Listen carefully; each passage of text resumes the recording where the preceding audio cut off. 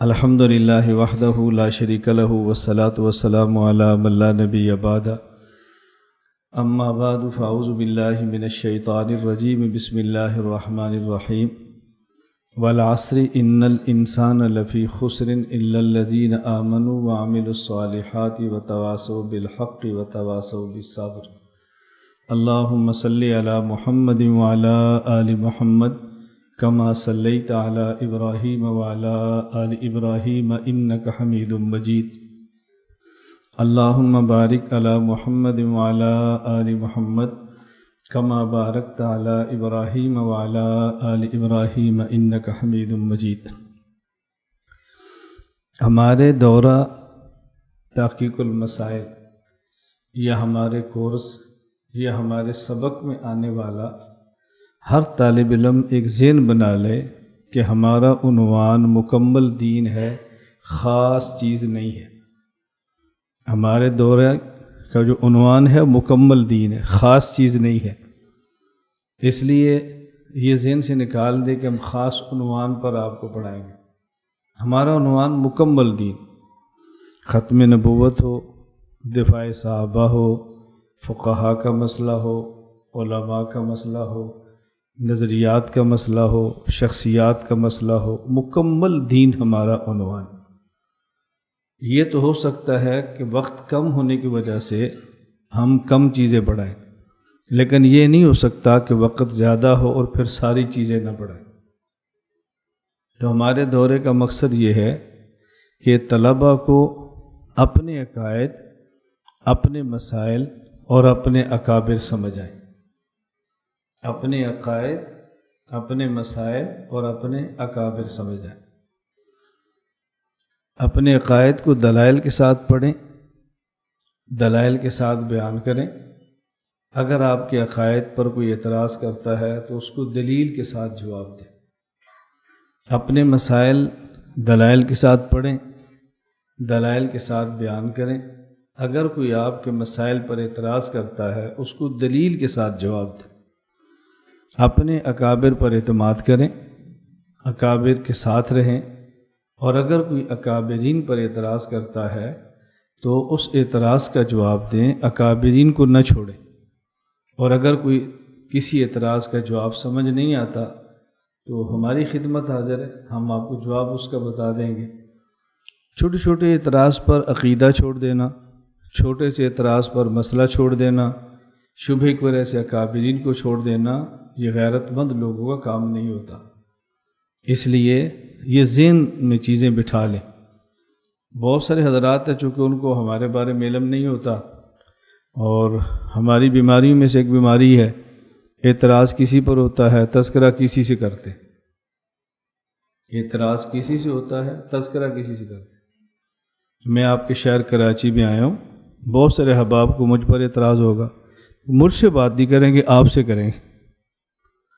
میں اپنے شاگردوں، اپنے مریدوں، اپنے تعلق والے سے کہتا ہوں مجھ پر ہونے والے کسی اعتراض کا جواب نہ دیا کریں، کبھی بھی۔ کوئی بندہ اعتراض کرے تو انہیں کہ استاد جی ٹیلی فون ہم ملاتے ہیں، بات آپ کر لیں، ہم بیٹھ کے سنتے ہیں۔ وہ یہاں کراچی آیا ہوا ہے، آپ اس سے مل لیں۔ اگر آپ نہیں جانا مناسب سمجھتے ہم اس کو بلا لیتے ہیں، آپ اس سے بات کر لیں۔ آپ کو اندازہ ہو جائے گا بات کرتا کون ہے، کوئی بات نہیں کرے۔ ہماری حسرت ہی رہ گئی ہے کہ زندگی میں کوئی بندہ ہمارے سامنے بیٹھ کر ہم پر اعتراض کرے، کوئی ہماری حسرت کوئی پورا کر دے۔ لوگ غلط لوگوں کی خواہشیں پوری کرتے ہیں، آپ اپنے بندے کی خواہش پوری نہیں کرتے۔ یہ میں اس لیے کہہ رہا ہوں کہ ہماری زندگی روشن کتاب کی طرح ہے۔ موبائل دیکھیں ہمارے دونوں پاس ہے، ہر وقت آن ہوتے ہیں۔ میں ہر کسی کا فون خود سنتا ہوں، کوئی ہم نے درمیان میں سے ایکٹیو ہی نہیں رکھا ہوا۔ میسج آپ کر کے دیکھ لیں، آپ کو سمجھ آ جائے گی میں جواب بھی دیتا ہوں کہ نہیں دیتا۔ میں اس لیے گزارش کرتا ہوں کہ اپنا ایک ذہن بنائیں۔ ہماری زندگی بہت تھوڑی ہے، اور ایسے ہم تھوڑی زندگی کو الجھانا نہیں چاہتے۔ ہم اس مختصر زندگی کو برباد کر کے آخرت میں رونا نہیں چاہتے۔ بس تھوڑی زندگی کام پر لگا دو، کام پر لگا کے مر جاؤ۔ حسرت نہ ہو میں یہ کر لیتا، میں یہ کر لیتا، میں یہ کر لیتا، حسرت نہ ہو۔ آپ چونکہ یہاں رہتے ہیں آپ کو ہمارے پاس آنے کا وقت کم ملتا ہے سفر دور ہونے کی وجہ سے، اس لیے ہم نے یہ طے کیا کہ کراچی چھٹیوں میں 4-5 دن کا دورہ کرا لیں، جب طلباء دور سے نہیں آ سکتے وہاں بیٹھ کے استفادہ کر لیں، اور تو ہمارا کوئی مقصد نہیں ہے۔ آپ دورے کے اختتام پر بھی دیکھیں گے میں یا کوئی استاد آپ کو ہرگز ترغیب نہیں دے گا کہ آپ ہماری جماعت کے اندر شامل ہو جاؤ۔ اگر کوئی ترغیب دے تو مجھے آپ نے بتانا ہے کہ جی فلاں استاد نے جماعت کی شمولیت کی دعوت دی، ہم نہیں دعوت دیتے۔ ہمارا ایک ذہن ہے، مسلک دیوبند سے وابستہ ہر فرد ہمارا ہے، ہر جامعہ ہمارا ہے، ہر جماعت ہماری ہے۔ ہمارے مدرسے کو چھوڑیں کسی اور مدرسے میں پڑھیں، ہمیں کبھی تکلیف نہیں ہوتی، سب مدارس ہمارے ہیں۔ ہمیں چھوڑے کسی اور جماعت میں چلا جائے، ہمیں کوئی تکلیف نہیں ہے۔ مجھ سے بیعت ہے توڑ کے کسی اور شیخ کا مرید ہو جائے، ہمیں کیا تکلیف ہے؟ ہمارا تو مسئلہ یہ نہیں ہے، اس لیے کبھی ہم آپ کو دعوت نہیں دیں گے۔ ہاں صحیح مسئلہ یہ ہم نے بیان کرنا ہے، صحیح عقیدہ یہ ہم نے بیان کرنا ہے، اور ہماری خواہش ہوگی کہ آپ بھی اسی طرح صحیح عقیدہ دلائل کے ساتھ سمجھیں۔ ہر کسی کا اپنا مزاج ہوتا ہے، اللہ ہمیں بات سمجھنے اور سمجھ جائے تو پھر سمجھانے کی توفیق عطا فرمائے۔ میں طلباء کے لیے بہت ساری دعائیں کرتا ہوں، اس وجہ سے نہیں کہ آپ کے اوپر احسان ہے، اس وجہ سے کہ آپ کا ہمارے اوپر حق ہے، استاذ کے اوپر شاگرد کا حق ہے، اس کو سمجھائے بھی اور اس کے لیے اللہ سے مانگے بھی۔ نبی کریم صلی اللہ علیہ وسلم استاذ تھے، صحابہ کرام آپ کے شاگرد تھے، آپ ان کو سمجھاتے بھی تھے، ان کے لیے اللہ سے مانگتے بھی تھے۔ اس لیے استاذ کی ذمہ ہے شاگرد کو سمجھائے بھی اور پھر شاگرد کے لیے اللہ سے مانگے بھی۔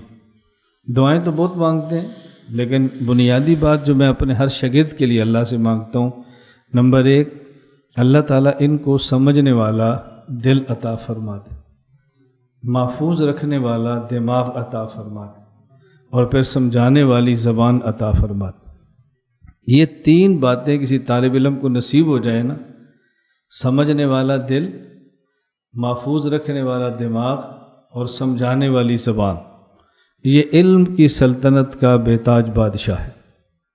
دنیا کے کسی کونے میں اس کو کوئی رکاوٹ نہیں کہ میرے ساتھ کیا ہوگا۔ یہ جہاں جائے گا اپنا جہان سجا لے گا، جہاں جائے گا اپنی سلطنت بسا لے گا۔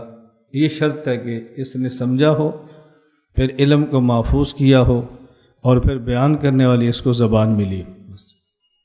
اللہ یہ تینوں نعمتیں آپ کو عطا فرما دے، اور آپ کی برکت سے ہمیں بھی عطا فرما دے۔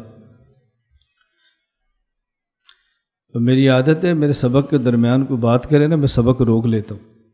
یہ میں نے تھوڑا سا اس لیے روکا کہ 2 لڑکے بات کر رہے تھے، میں روکتا ہوں وہ یہ بات کر لیں پھر سبق شروع کر دیں۔ اور یہ ذہن میں رکھیں کہ میں دیکھتا بھی ہوں، میں سنتا بھی ہوں، سمجھتا بھی ہوں۔ بعض لوگ سمجھتے ہیں بھی ان کو سمجھ نہیں آتی، یہ دیہات کے لوگ ہیں، ان کو کیا پتہ کراچی میں کیا ہوتا ہے، ان کو سمجھ نہیں آتی بات۔ میں نے کہا ہم سمجھتے بھی ہیں، سنتے بھی ہیں۔ میں ایک بار یہاں کراچی سفر پر تو تمہاری ایک مجلس تھی، تو ایک مفتی صاحب تھے، مجھے فرمانے لگے تمہیں ایسے کام کرنا چاہیے، تم حالات کو نہیں سمجھتے، حالات کو سمجھ کے کام کرنا چاہیے۔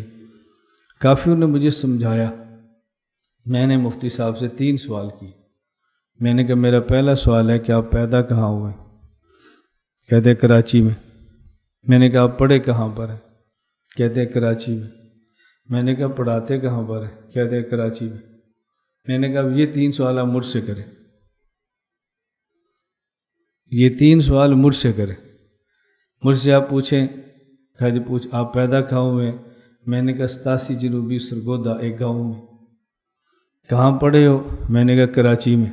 کہاں پڑھاتے ہو؟ میں نے کہا پوری دنیا میں۔ اب یہ بتائیں کہ آپ کو مجھے سمجھانا چاہیے یا آپ کو مجھ سے سمجھنا چاہیے؟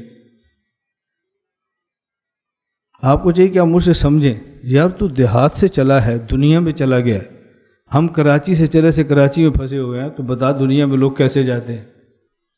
آپ کو مجھ سے سمجھنا چاہیے، آپ مجھے سمجھا رہے ہیں۔ میں ناراض آپ کے اوپر نہیں ہو رہا، لیکن مفتی صاحب وضاحت بہت ضروری ہوتی ہے، وضاحت بہت ضروری ہوتی ہے۔ ہماری عادت ہے کہ ہم چھوٹے بڑے شہر سے متاثر نہیں ہوتے، علم سے متاثر ہوتے ہیں، تقویٰ سے متاثر ہوتے ہیں۔ اس شہروں سے ہم نہیں متاثر ہوتے کہ یہ چھوٹا شہر ہے یا بڑا شہر ہے، اس سے متاثر ہم نہیں ہوتے۔ میں ایک مرتبہ مدرسہ اسنان مولانا طارق جمیل صاحب کو ملا تو مولانا نے مجھے فرمایا کہ میں نے آپ کا فلاں بیان سنا ہے، وہ بیان بہت زبردست تھا، لہجہ بہت سخت تھا۔ میں نے پوچھا یہ بیان کس شہر کا تھا؟ کہتا ہے جھانگ کا۔ میں نے کہا رائے گنج کا تو نہیں تھا؟ مجھے کہتا ہے میں تنقید نہیں کر رہا۔ میں نے کہا میں تنقید کا جواب نہیں دے رہا، وضاحت تو حق ہے نا۔ میں نے کہا مولانا جھنگ کی زبان اور ہے، رائے گنج کی زبان اور ہے۔ آپ کو کہنا چاہیے تھا شاباش، مزہ آ گیا تمہارا بیان سن کے۔ تم رائے گنج جاؤ تو رائے گنج والے لہجے میں کرتے ہو، جھنگ جاؤ تو جھنگ والے لہجے میں کرتے ہو۔ آپ کو تو مجھے شاباش دینی چاہیے، میرے اوپر بھی آپ تنقید کر رہے ہیں۔ اب دیکھو میں اعتراض نہیں کرتا لیکن وضاحت کرتا ہوں۔ وضاحت اس لیے کرتا ہوں کہ ہم سے منسلک لوگ شرح صدر سے کام کریں، ان کو فخر ہو کہ ہمارا استاذ کون ہے، ہماری نسبت کس سے ہے، ہم غلط فہمی کے اندر نہیں ہیں۔ میں اپنے شاگردوں کو اس سطح پہ نہیں رہنے دیتا کہ سبق پڑھیں اور پھر کسی جگہ پر جا پر سر چھپائیں، کہاں پڑھ کر آئے ہو، شرمندگی ہو، سینہ تان کے چلو۔ چلو بھائی دیکھ لو، آپ دیکھو کہ ہم سبق روک لیں گے، ہم نے آپ سے لڑنا نہیں۔ دیکھ لیا، مجھے اس سے کوئی غرض نہیں، وقت تھوڑا لگے زیادہ لگے، تھوڑا پڑھے زیادہ پڑھے، ہمیں اس سے غرض نہیں ہے، لیکن ہم ڈانٹتے نہیں ہیں۔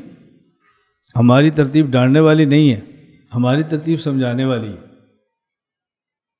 میری بات سمجھ آ رہی ہے نا؟ آپ جو طلباء سرگودا میرے پاس پڑھتے ہیں آپ ان سے پوچھ لو، ہماری ترتیب بات بات پہ ڈانٹنے والی نہیں ہے، سمجھانے والی۔ آپ ادھر دیکھیں گے ہم سبق روک لیں گے، ادھر دیکھنا شروع کریں گے پھر شروع کر دیں گے۔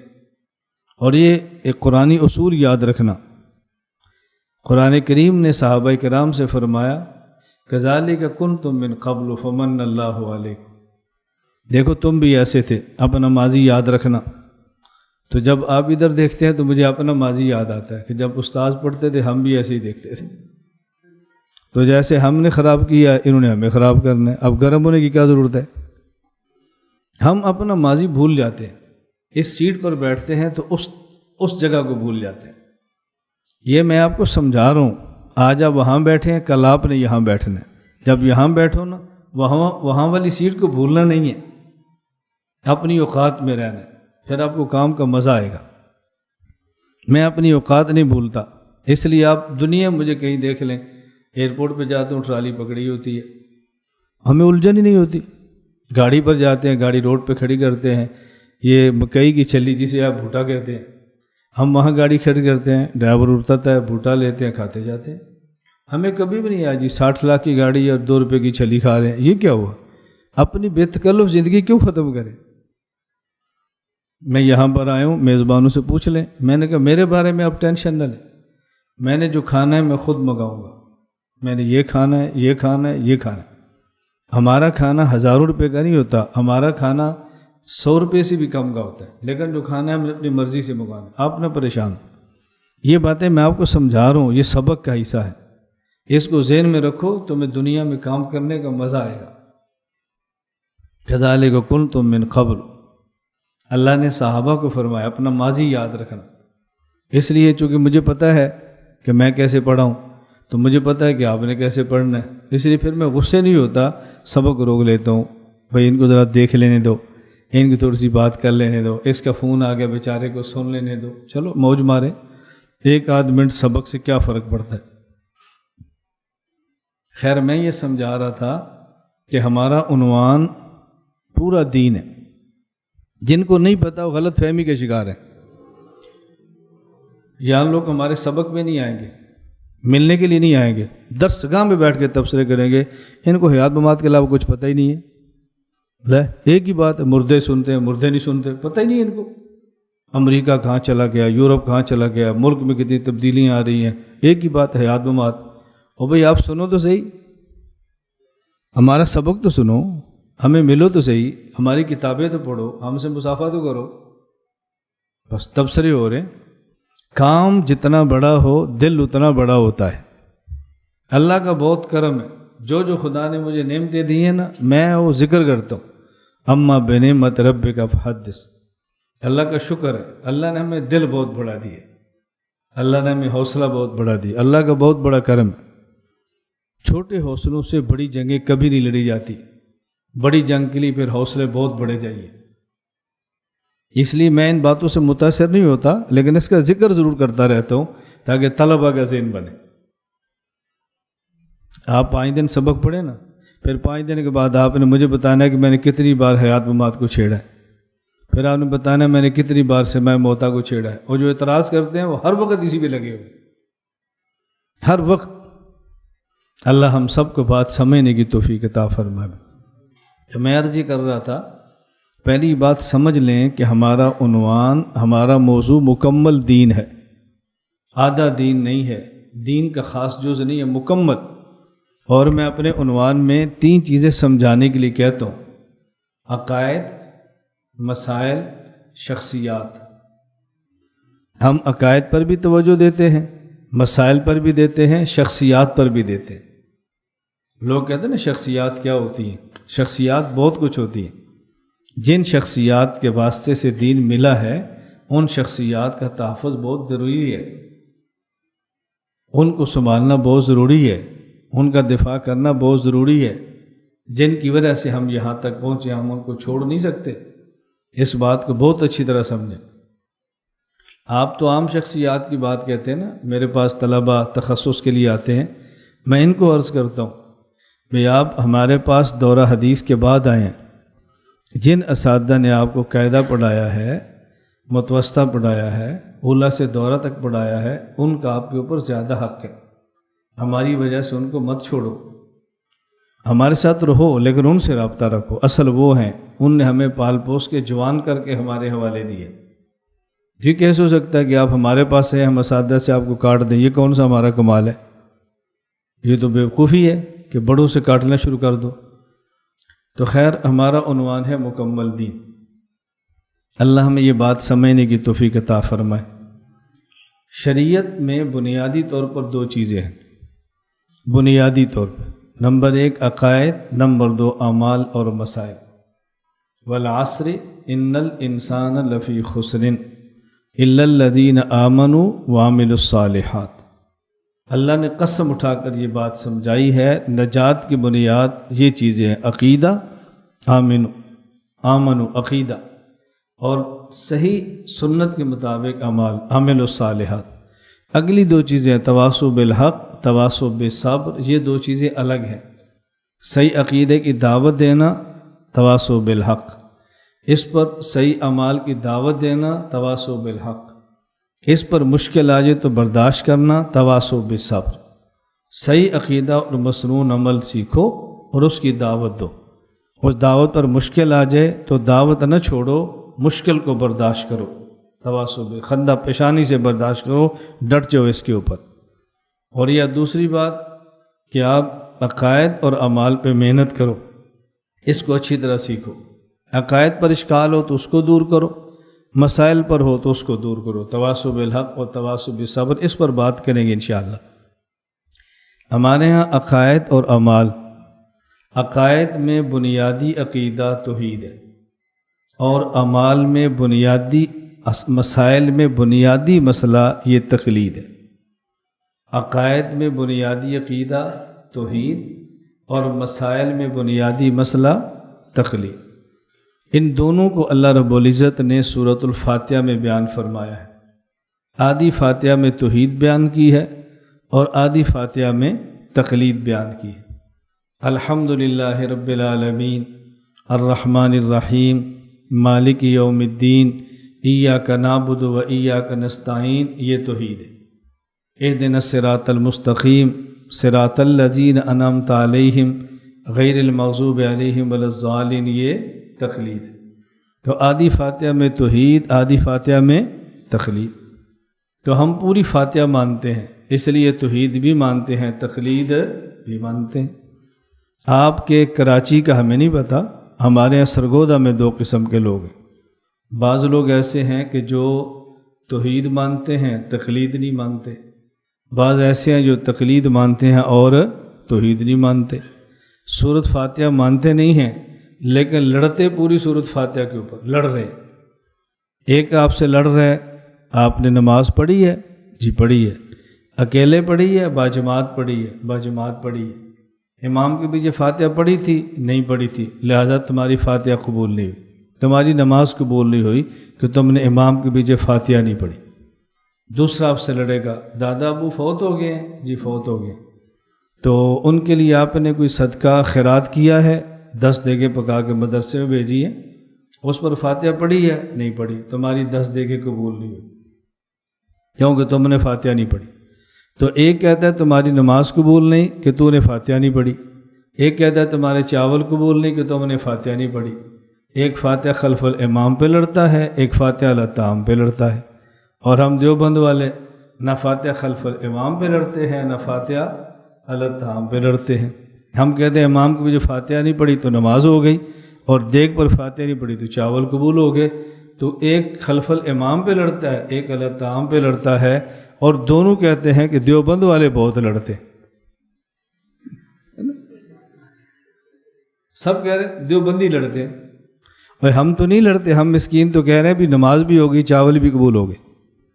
تو ایک فاتحہ خلف الامام پہ لڑتا ہے اور ایک فاتحہ علی الطعام پہ لڑتا ہے۔ فاتحہ خلف الامام والا آدھی فاتحہ تقلید نہیں مانتا، اور فاتحہ علی الطعام والا آدھی فاتحہ توحید نہیں مانتا، لڑتے دونوں ہیں۔ ہم پوری فاتحہ مانتے ہیں لیکن لڑتے نہیں ہیں، اور تاثر کیا ہے کہ دیوبند والے لڑتے ہیں، جو نہیں لڑتے ان کو بدنام کیا جا رہا ہے، اور جو لڑتے ہیں وہ معتدل بن کے سامنے آ رہے ہیں۔ اس لیے بات سمجھانا ضروری ہے کہ ہم لڑتے ہیں یا ہم نہیں لڑتے۔ یہ جو میں طرز سمجھا رہا ہوں نا، یہ آپ کی فائل پر نہیں سمجھ آنا آپ کو، اس لیے میں طلبہ سے کہتا ہوں بھی ہماری فائل خرید ضرور لو، ڈاؤن لوڈ کر لو نیٹ سے، لیکن پڑھو ہم سے۔ بعض کہتا ہے نہیں پڑھنے کی کیا ضرورت ہے، فائل تو ہمارے پاس ہے، کیا ضرورت ہے پڑھنے کی۔ یہ جو پھر سمجھو، میں ایک ہے مسئلہ، ایک ہے یہ مسئلہ عوام میں سمجھانا کیسے ہے۔ یہ بات جو میں نے آپ کو بتائی ہے، اگر اپنی مسجد میں اسی طرح آپ عوام کو سمجھا لیں کہ ہم فاتحہ خلف الامام پر بھی نہیں لڑتے، فاتحہ علی الطعام پر بھی نہیں لڑتے، تو لوگوں کو کیا ذہن بنے گا؟ دیوبند والے لڑاکے ہیں یا پرامن ہیں؟ بولو، تو یہ ذہن آپ کیوں نہیں دیتے؟ آپ کے ہمیشہ ذہن کیا ہوتا ہے؟ دارالعلوم دیوبند اس لیے بنا تھا کہ انگریز سے ٹکر لے لو، ٹکرا جاؤ، اس لیے بنا تھا۔ میں ٹکرانے سے منع نہیں کر رہا کہ میرے اوپر الزام نہ لگانا ہمیں کیا درس دے رہا ہے، ہم اتنے غیرت مند ہیں اور ہمیں کیا کہہ رہے ہیں۔ یہ سمجھا کرو کہ کس موقع پر بات کون سی کہنی ہے، کس موقع پر بات کون سی کہنی ہے۔ علامہ خالد محمود صاحب دامت برکاتہم انگلینڈ والے مجھے ایک بار فرمانے لگے کہ انگلینڈ میں اہل بدعت نے دیوبند کے خلاف پروپیگنڈا کیا، اور انگلینڈ حکومت کو یہ بات سمجھانے کی کوشش کی کہ جب تم لوگ ہندوستان میں آئے تھے تو تمہارے خلاف لڑنے والے یہ دیوبند والے تھے۔ اب یہ انگلینڈ آ گئے ہیں، خانقاہیں بنا رہے ہیں، تبلیغی مراکز بنا رہے ہیں، مسجدیں بنا رہے ہیں، مدرسے بنا رہے ہیں، یہ مضبوط ہو گئے تو پھر یہاں لڑیں گے، اس لیے ان کا کچھ کرو۔ کتنی خطرناک ذہن سازی ہے۔ حضرت فرمانے لگے پھر انگلینڈ حکومت نے مراکز، خانقاہوں، مساجد اور مدارس کو ایک فارم بھیجا، اس کو فل کرو۔ سوالات کیے، اس میں ایک سوال یہ تھا کہ دارالعلوم دیوبند کیوں بنا ہے۔ علامہ صاحب فرمانے لگے انگلینڈ کے تبلیغی احباب نے رابطہ کیا، میں پاکستان میں تھا، تو انہوں نے کہا جی باقی فارم کو تو ہم پر کر لیں گے، اس سوال کا جواب کیا دیں کہ دارالعلوم دیوبند کیوں بنا۔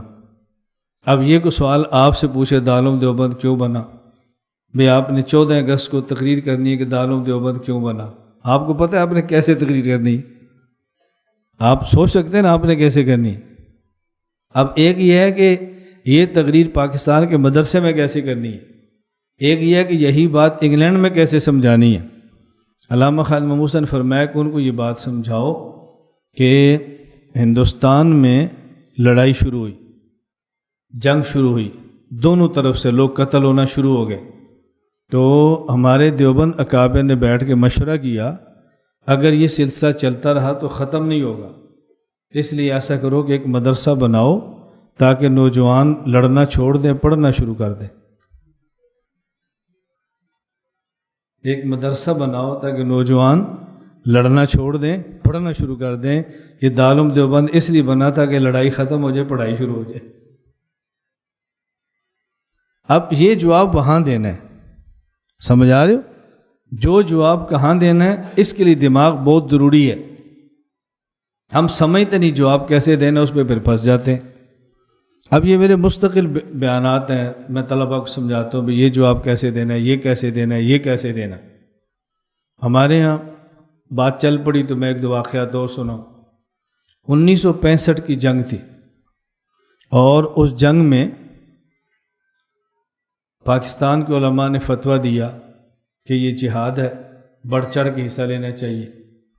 دارالعلوم دیوبند نے فتویٰ دیا فساد ہے، اسے بچنا چاہیے. مفتی محمود رحمۃ اللہ علیہ سے کسی نے پوچھا کہ تم بھی دیوبندی ہو، ادھر بھی دیوبندی ہیں. پاکستان کے دیوبندی کہتے ہیں 1965 کی جنگ جہاد ہے، ہندوستان کے دیوبندی کہتے ہیں 1965 کی جنگ فساد ہے، تو تمہاری بات ٹھیک ہے یا ان کی ٹھیک ہے؟ مفتی محمود صاحب نے فرمایا دونوں کی ٹھیک ہے. کہا جی دونوں کی کیسے ٹھیک ہے؟ فرمایا ادھر سے مسلمان ہیں جو کافروں سے لڑتے ہیں، مسلمان کافر سے لڑے تو جہاد ہوتا ہے، اور ادھر کافر ہیں جو مسلمانوں سے لڑتے ہیں، جب کافر مسلمان سے لڑے تو پھر فساد ہوتا ہے. اس لیے ہندوستان کے دیوبندی کہتے ہیں فساد ہے، اور پاکستان کے دیوبندی کہتے ہیں جہاد ہے، دونوں ٹھیک ہیں. اب سمجھ آ رہی؟ جواب ایسے دیتے ہیں. میرا یہ جام پور جلسہ تھا ڈیرہ غازی خان کے علاقے میں راجن پور، تو ان دنوں میں لال مسجد کا تازہ واقعہ تھا. بڑی مشکل سے اجازت ملی. جلسے کے بعد سوالات ہوتے ہیں، چٹیں آتی ہیں. اس میں ایک چٹ مجھ سے میرے پاس آئی کہ خود کو شملہ یہ حلال ہے یا حرام ہے. اب اگر میں کہتا ہوں حرام ہے تو خودکش ہے، انہوں نے نہیں چھوڑنا. اگر کہہ دوں حلال ہے تو پھر وہ تو کچھ نہیں کہیں گے، یہ جو فوج ہے انہوں نے نہیں چھوڑنا. اب کیا فتویٰ دیں؟ سمجھ آ رہی؟ چٹ آئی کہ خود کو شملہ حلال ہے یا حرام ہے، کیا بتائیں؟ تو میں نے کہا بھی خود کو شملہ علماء کا مسئلہ نہیں ہے، مدارس کا مسئلہ نہیں ہے. خود کو شملہ ایسا مسئلہ ہے کہ جس میں دو جرنیلوں کا اختلاف ہے. صدر ایوب رحمۃ اللہ علیہ فرمایا کرتے تھے جائز ہے، جناب مشرف دامت برکاتوں فرماتے ہیں کہ حرام ہے. جس میں علماء کا ہم سے کیوں پوچھتے ہو؟ ایک بزرگ جرنیل فرماتے جائز ہے، دوسرے بزرگ جرنیل فرماتے کہ حرام ہے. اختلاف ان میں ہے، پوچھتے آپ مجھ سے. سمجھ آ گئی بات؟ میں آپ سے کیوں کہتا ہوں عقائد بھی سمجھو، مسائل بھی سمجھو، اپنے اکابر کو بھی سمجھو. اب دیکھو میں نے آپ کو 3 واقعات سنائے نا. مفتی محمود صاحب کا بزرگ کہیں گے، علامہ خالد محمود بزرگ کہیں گے، مجھے نہیں کہیں گے.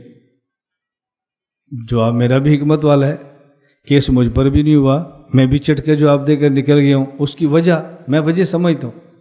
میں آپ کا معاصر ہوں. معاصر کو آپ قبول نہیں کریں گے، بعد والے کریں گے.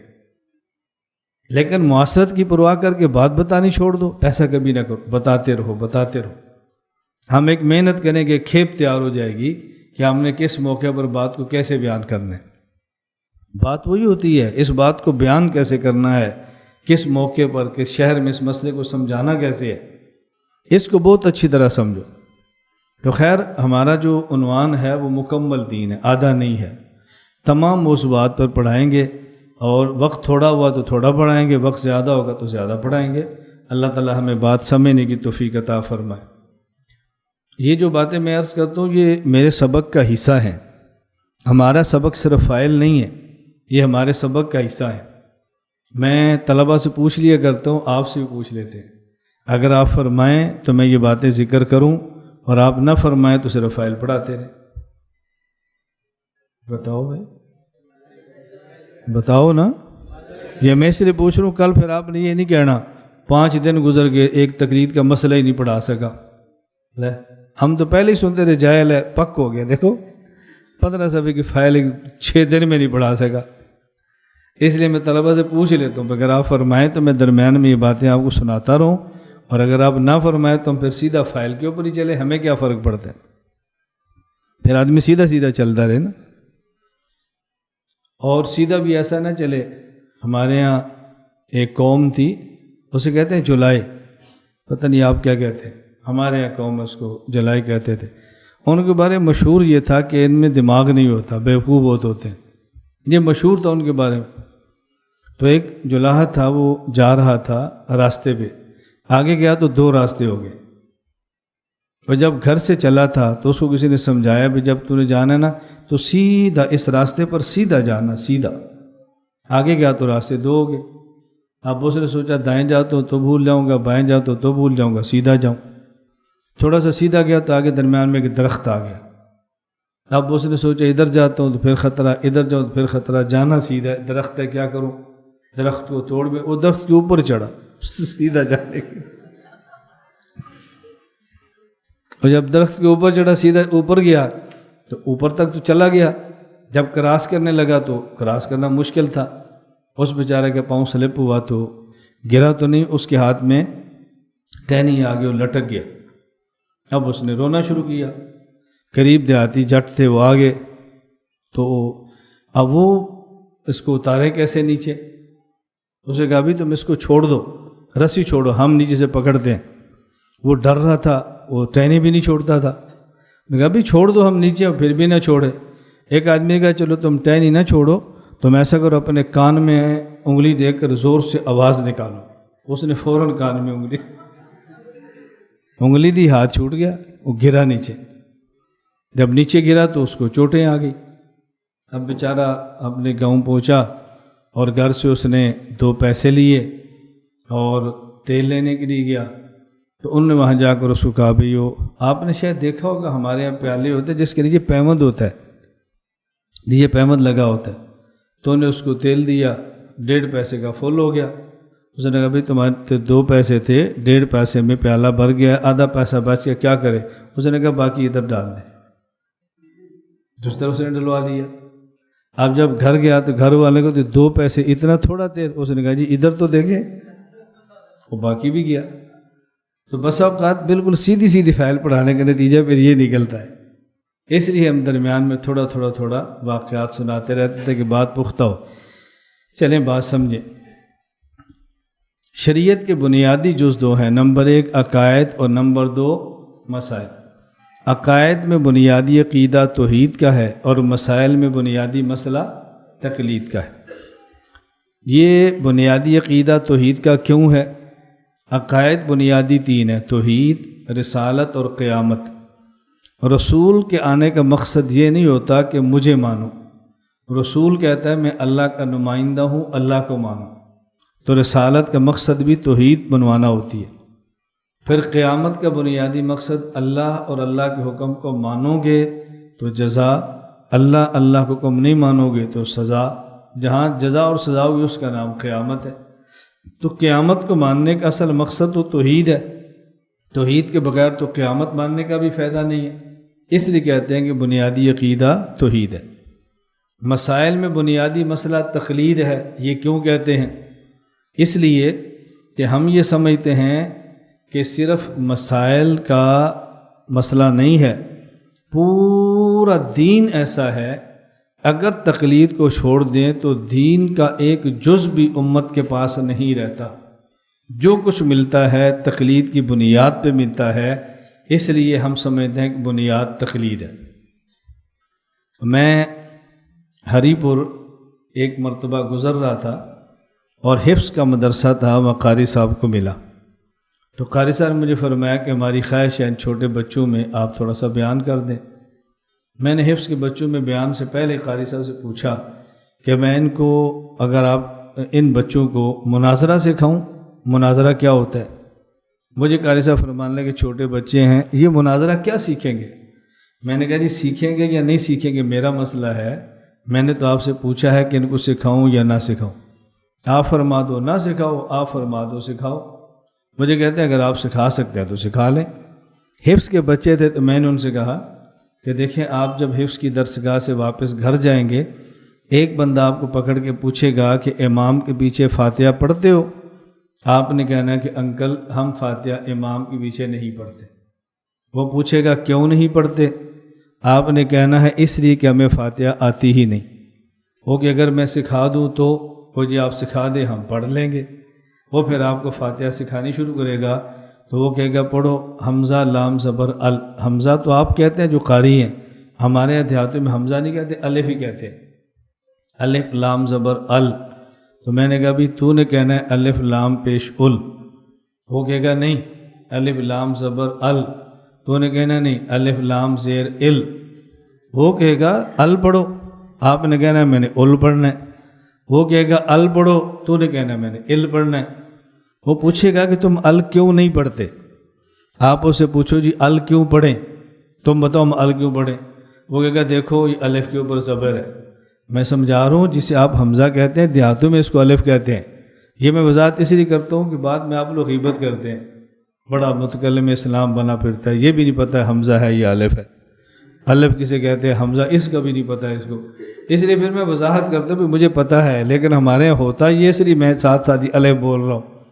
تو میں نے کہا آپ نے کہنا تم ال کیوں نہیں، وہ کہے گا ال کیوں نہیں پڑھتے، آپ پوچھو جی ال کیوں پڑھیں، وہ کہے گا دیکھو الف کے اوپر زبر ہے، آپ نے پوچھنا ہے کہ یہ زبر اللہ نے لگائی ہے، وہ کہے گا نہیں یہ زبر اللہ کے رسول نے لگائی ہے صلی اللہ علیہ وسلم، وہ کہے گا نہیں، تو آپ نے کہنا الف کے اوپر زبر کس نے لگائی ہے، یہ تو اس کو نہیں پتہ کس نے لگائی ہے لیکن یہ اس کو پتہ ہے کہ لگوائی کس نے، اس نے کہنا یہ حجاج بن یوسف نے لگوائی تھی، آپ اس سے پوچھنا کہ حجاج بن یوسف کون تھا، وہ کہے گا بہت ظالم تھا، پھر آپ پوچھو کہاں رہتا تھا، وہ کہے گا کوفہ، آپ کہنا بھی ہمیں تو ابھی تک یہ سبق پڑھایا گیا ہے کہ کوفہ کا نیک آدمی ابو حنیفہ کو بات کہے تو وہ بھی نہیں ماننی، اور تو کہہ رہا ہے کوفے کا ظالم بندہ ہو تو اس کی بات بھی مان لینی ہے،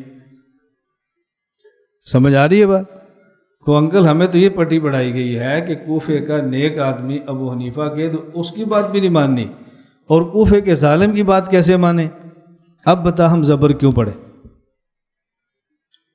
اس کے پاس کوئی دلیل نہیں، یہ بسا اوقات طلبہ کو میں یہ بیان طلبہ میں نہ ہو تو پھر واقع میں اگلے لفظ کی وضاحت نہیں کرتا، طلبہ میں اس لیے کرتا ہوں کہ بعضوں کے اشکال کا مزاج ہوتا ہے، نہیں جی حمزہ وصلی ابتدائی کلام میں مفتوح ہوتا ہے، دلیل تو ہے نا، کالج کے لیکچر کو نہیں پتہ، یہ اس کو نہیں سمجھانے کی ضرورت، میں نے کبھی مفتوح ہوتا ہے یہ نہ قرآن میں نہ حدیث میں، یہ بھی تو ضابطہ ہے نا، کس نے بیان کیا ہے؟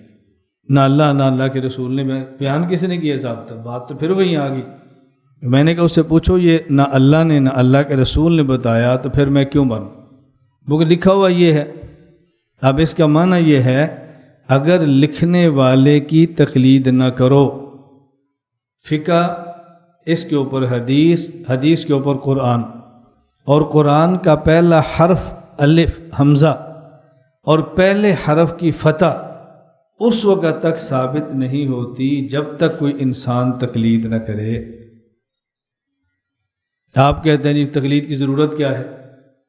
جس طرح میں سمجھا رہا ہوں آپ اس طرح سمجھاؤ، میں بارہا کہتا ہوں میرا مقصد آپ کو پڑھا کے عالم بنانا نہیں ہے، ہمارا مقصد آپ کو مسئلہ سمجھا کے عوام میں کام کرنے کے لیے تیار کرنا ہے کہ اگر کہیں تقلید پر بات شروع ہو جائے تو آپ نے عوام کو تقلید سمجھانی کیسے ہے،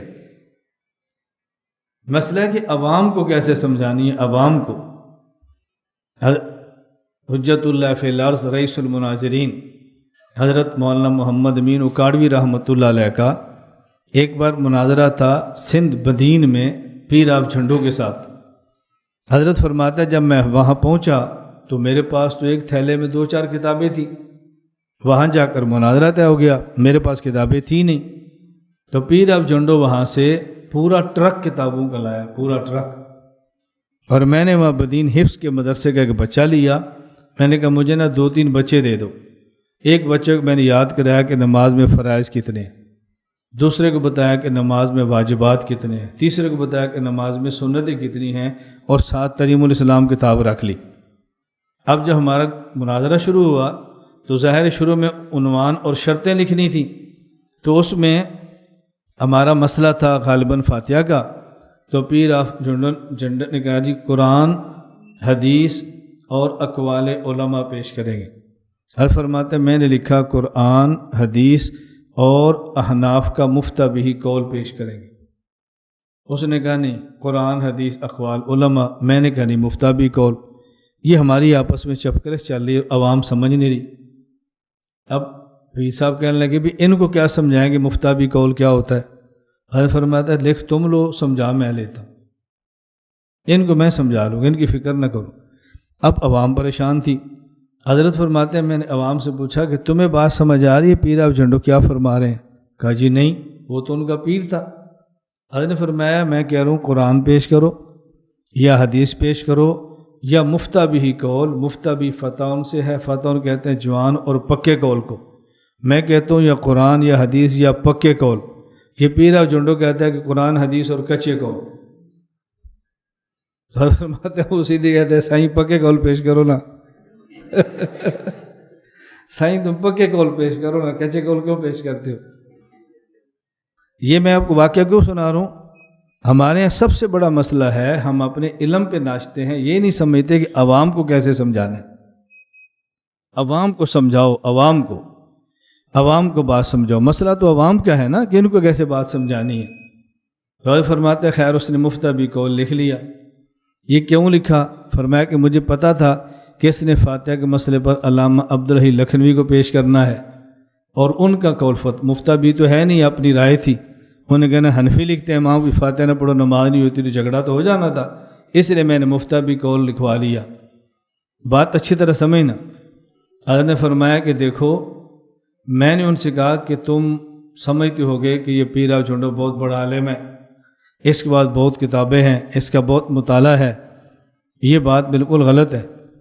یہ جو ٹرک بھر کے کتابوں کا لایا نا، جس پر ہم نے مناظرہ کرنا ہے، اس میں کسی ایک کتاب میں کوئی مسئلہ لکھا ہوا نہیں ہے۔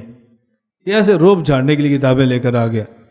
لوگوں نے کہا جی وہ کیسے؟ انہوں نے کہا بھی ہمارا آج مسئلہ یہ کہہ رہا نا فاتحہ پر، میں کہتا ہوں مجھے پیر صاحب بتا دیں کہ نماز میں فرض کتنے ہیں، واجبات کتنے ہیں، اور نماز میں سنتیں کتنی ہیں، اور کوئی کتاب کھول دے، اور یہ کتاب حنفیوں کی نہ ہو، یہ شرط حنفیوں کی نہ ہو، قرآن ہو حدیث ہو، کوئی کتاب کھول کر بتائے نماز میں فرض کتنے ہیں، واجبات کتنے ہیں، سنتیں کتنی، ایک کتاب کھولے۔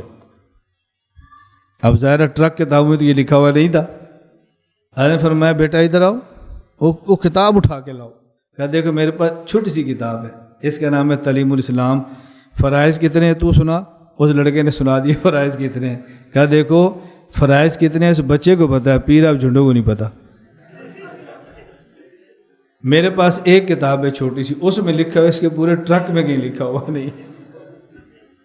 بس میں سے پوچھتا ہوں کہ نماز کے واجبات کتنے ہیں، اس کو بولو مجھے بتائے، نہیں بتاتا۔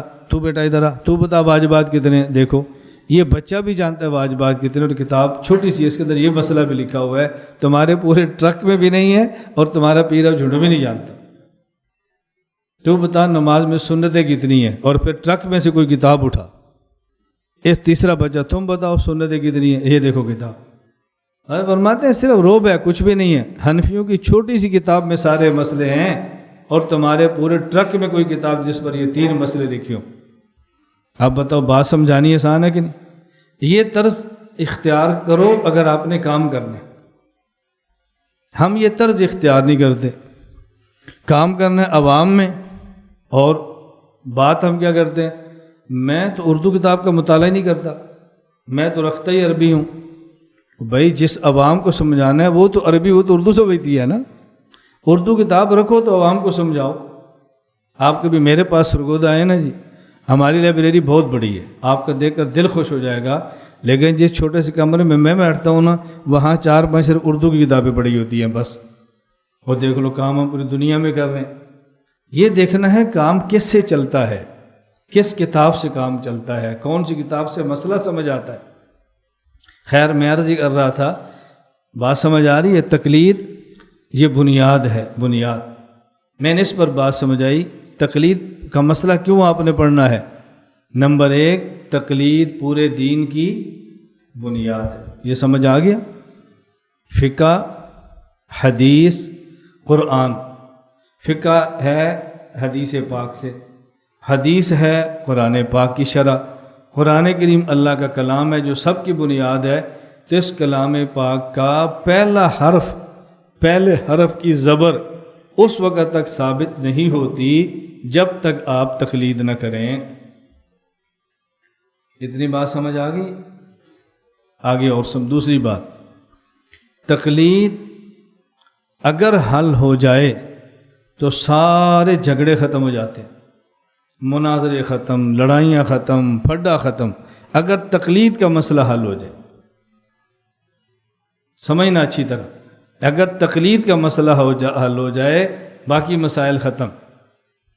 آج وہ علماء جو اس فن کے نہیں ہیں، اس فن کے بھی نہیں ہیں اور اس فن والوں سے رابطہ بھی نہیں ہے، ان کا کام کیا ہے؟ صرف تبصرے کرنے، نہ فن سمجھتے ہیں نہ اہل فن سے رابطہ ہے، صرف تبصرے کرنے۔ وہ تبصرے کیا ہوں گے؟ لو جی مناظرے ہو رہے ہیں رفع الیدین پہ، مناظرے ہو رہے ہیں آمین پہ، یہ تو صحابہ کے دور سے اختلافی مسئلہ ہے۔ مکہ میں جاتے ہیں، امام رفع الیدین کرتا ہے، وہاں نمازیں پڑھ لیتے ہیں، وہاں سے پاکستان آتے ہیں تو مناظرے شروع کر دیتے ہیں۔ بھئی یہ بات آپ جو طلبہ کو سمجھا رہے ہیں تو یہ بات ہمیں سمجھاؤ نا،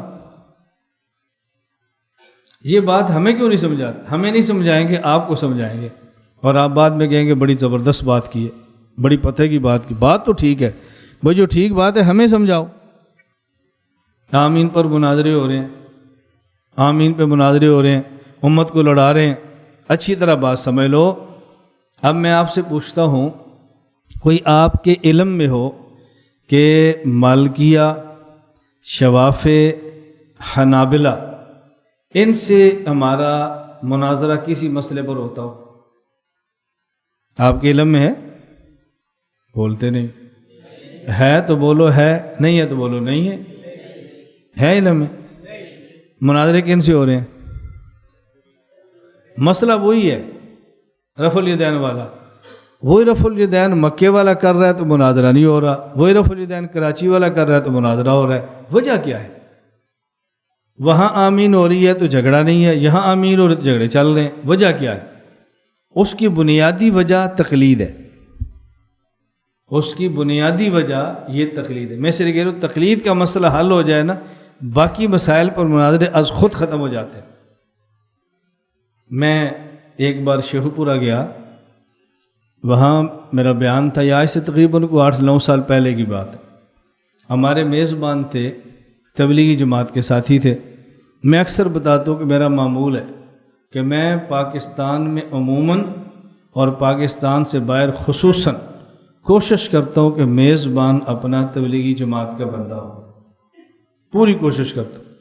تبلیغ والے کھچ کھچ نہیں کرتے، اکرام خوب کرتے، باقی کھچ کھچ بہت کرتے ہیں اور اکرام کا نام و نشان بھی نہیں ہوتا۔ بس باقی کسی کے چلے جاؤ، یہ مسئلہ مجلس عمل کے بارے میں کیا کہتے ہیں، فلاں کے بارے میں کیا کہتے ہیں، فلاں کے بارے میں کیا کہتے ہیں، اور سلام لے کے اٹھ کے کھسک جائیں گے۔ تبلیغ والا مسئلہ ایک نہیں پوچھے گا، اکرام بھی کرے گا اور مٹھی بھی گرم کرے گا۔ ایسے ہوتا ہے کہ نہیں ہوتا؟ باقی لوگ لڑتے زیادہ ہیں، اکرام نہیں کرتے، وہ اکرام بہت کرتے ہیں، لڑائی کا نام و نشان نہیں ہوتا۔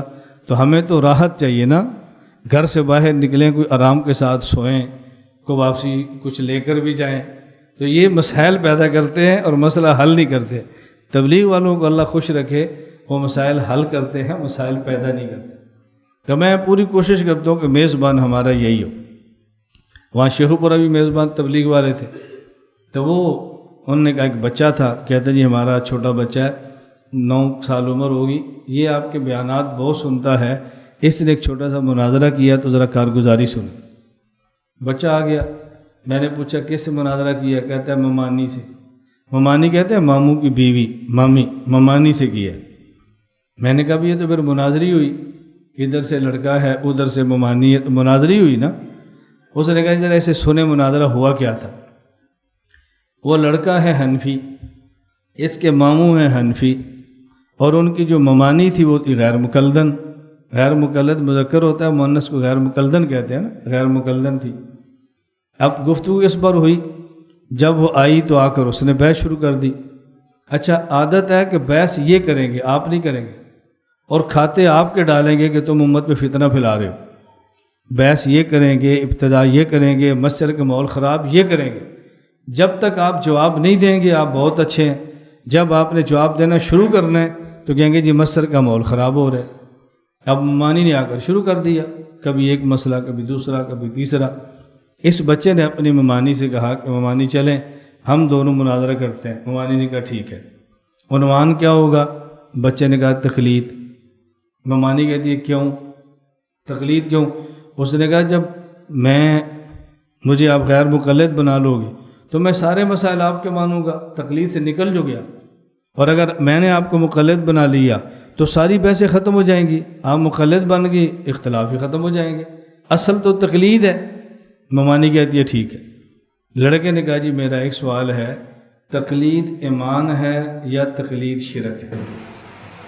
تقلید ایمان ہے یا تقلید؟ آپ تقلید کو کیا کہتی ہیں؟ لیکن کہنے سے پہلے میری وضاحت سن لیں۔ اگر تقلید کو آپ نے ایمان کہا تو پھر آپ کا مذہب بدل جانا ہے، کیونکہ آپ کا مذہب تقلید کو ایمان کہنے والا نہیں ہے نا، آپ نے پھر غیر مقلد نہیں مقلد بن جانا ہے۔ اور اگر آپ نے تقلید کو شرک کہا تو میرے ماموں جان تو مقلد ہیں، مقلد ہوتا ہے مشرک، آپ ہیں غیر مقلد، آپ ہیں موحدہ، موحدہ اور مشرک کا تو نکاح ہوتا نہیں۔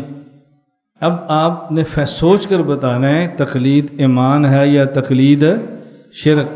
اگر تقلید کو ایمان کہہ دیا تو مذہب نہیں رہنا، تقلید کو شرک کہہ دیا تو نکاح نہیں رہنا۔ آپ بتائیں مامی جان تقلید کیا ہے؟ اب ظاہر ہے ایسے موقع پر بندہ مذہب کی قربانی دے سکتا ہے، نکاح کی قربانی مشکل ہے۔ اب وہ خود اس عورت نے کہا چلو مطلب مناظروں کا جھگڑوں کا فائدہ کیا ہوتا ہے، میں نے بھی ادھر رہنا ہے، تم نے بھی ادھر رہنا ہے، چھوڑ دو، چھوڑ دیا مناظرہ۔ کیوں؟ بنیاد تقلید ہے۔ دیکھو اس بچے کو بات سمجھ آ گئی تو اس نے قائل کر لیا، اور ہم بڑوں کو سمجھ نہیں آتی تو ہمارے گھر میں بندے کو قائل کرنا مشکل ہوتا ہے۔ جب بھی کسی آدمی سے بات کرنی پڑے نا، یہ ہمیشہ یاد رکھنا، کوئی بندہ آپ سے کسی موضوع پر بات کرنا چاہے تو جو موضوع وہ طے کرتا ہے اس پر بات نہ شروع کیا کرو، وہ اس پر تیاری کر کے آیا ہوتا ہے، آپ کی تیاری نہیں ہوتی، اس لیے اس کا کمزور پہلو تلاش کر کے پہلے اس پہ بات کر لیا کرو تاکہ وہ شرمندہ ہو جائے، آنکھ نہ اٹھا سکے، اس کے علم کا رعب ختم ہو جائے، اگلا مسئلہ بعد میں چھیڑو۔ آپ جو مسئلہ مخالف لے کر آتا ہے اسی پہ دستخط کرتے ہو، اسی کی تاریخ طے کرتے ہو، اسی کی شرطیں مانتے ہو، اور پھر آپ کہتے ہو جی مناظرہ میں فوراً کرنا چاہیے۔ جب بھی کبھی آئے تو جو مسئلہ وہ لے کر آتا ہے نا اس پر جلد بازی نہ کرو۔ میرا ایک مرتبہ سندھ کا دورہ تھا، ایک مرتبہ کیا یہ باضابطہ پہلا سندھ کا دورہ تھا، باضابطہ، میں نے انفرادی کام تو کیا تھا، باضابطہ تھا۔ ایک جگہ پر ہم رکے تو اب 2 لڑکے مجھے ملنے کے لیے آگے، ساتھ ان کا امام مسجد بھی تھا جو ان کو خراب کرتا تھا۔ وہ جب آیا میرے پاس تو ایسے السلام علیکم، وعلیکم السلام، میں نے دونوں ہاتھ بڑھائے، اس نے ایک ہاتھ کیا، میں سمجھ گیا، خیر اس نے سلام لیا بیٹھ کے۔ میں نے کہا کیسے ہے؟ کہا جی ہم نے آپ پہ رفع دین پہ بات کرنی ہے۔ میں نے کہا میں اور آپ جو ملے ہیں تو ہم نے سب سے پہلے نماز پڑھی ہے یا سلام کیا ہے؟ مجھے کہتے جی سلام کیا ہے۔ میں نے کہا پہلے سلام پہ بات کر لیتے ہیں، تھوڑی دیر بعد نماز کا وقت ہوگا تو نماز پہ بات شروع کر دیں گے۔ وہ لے کر آئے تو رفع دین کو ہم نے پکڑ لیا مسافے پر۔ میں نے کہا سلام ایک ہاتھ سے یا 2 ہاتھ سے؟ کہتا ہے ایک ہاتھ سے۔ میں نے کہا حدیث پیش کرو، نہیں ہے تو پھر میں پیش کرتا ہوں۔ اب اس کا روب جو ساتھ 2 لڑکے تھے ختم ہو گیا نا۔ میں نے کہا یہ امام مسجد تم لے کر آئے ہو، اس کو اتنا بھی نہیں پتا کہ سلام ایک ہاتھ سے کرنا ہے یا 2 ہاتھ سے کرنا ہے، اس سے نماز کے مسئلے پوچھو گے؟ اس سے نماز کے مسئلے پوچھو گے؟ اس کو اتنا ہی نہیں پتا کہ سلام کیسے کرنا ہے۔ جاہل سے جاہل بندہ بھی سمجھتا ہے کہ 2 مسلمان ملے تو سلام کیسے کرنا ہے، اور اس کو سلام کا طریقہ بھی نہیں آتا، اور آپ کہتے ہیں نماز پر بات کرو۔ میں نے کہا پہلے سلام پر کرتے ہیں پھر نماز پر، یا آپ کہہ دو جی میرے پاس دلائل نہیں ہیں تو پھر مسافہ 2 ہاتھ سے کرو۔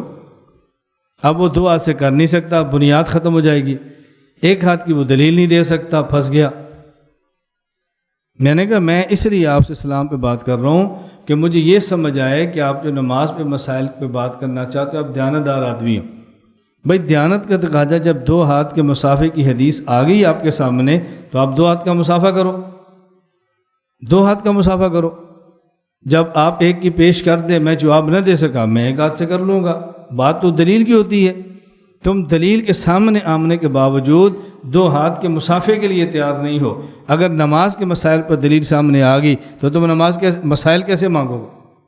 تو پہلے یہ دیکھا کرو کہ اس سے کس عنوان پہ بات کرنی۔ میں یہ سمجھا رہا تھا کہ تقلید کے بارے میں پہلے یہ اچھی طرح بات سمجھ لیں کہ تقلید کی اہمیت کتنی ہے۔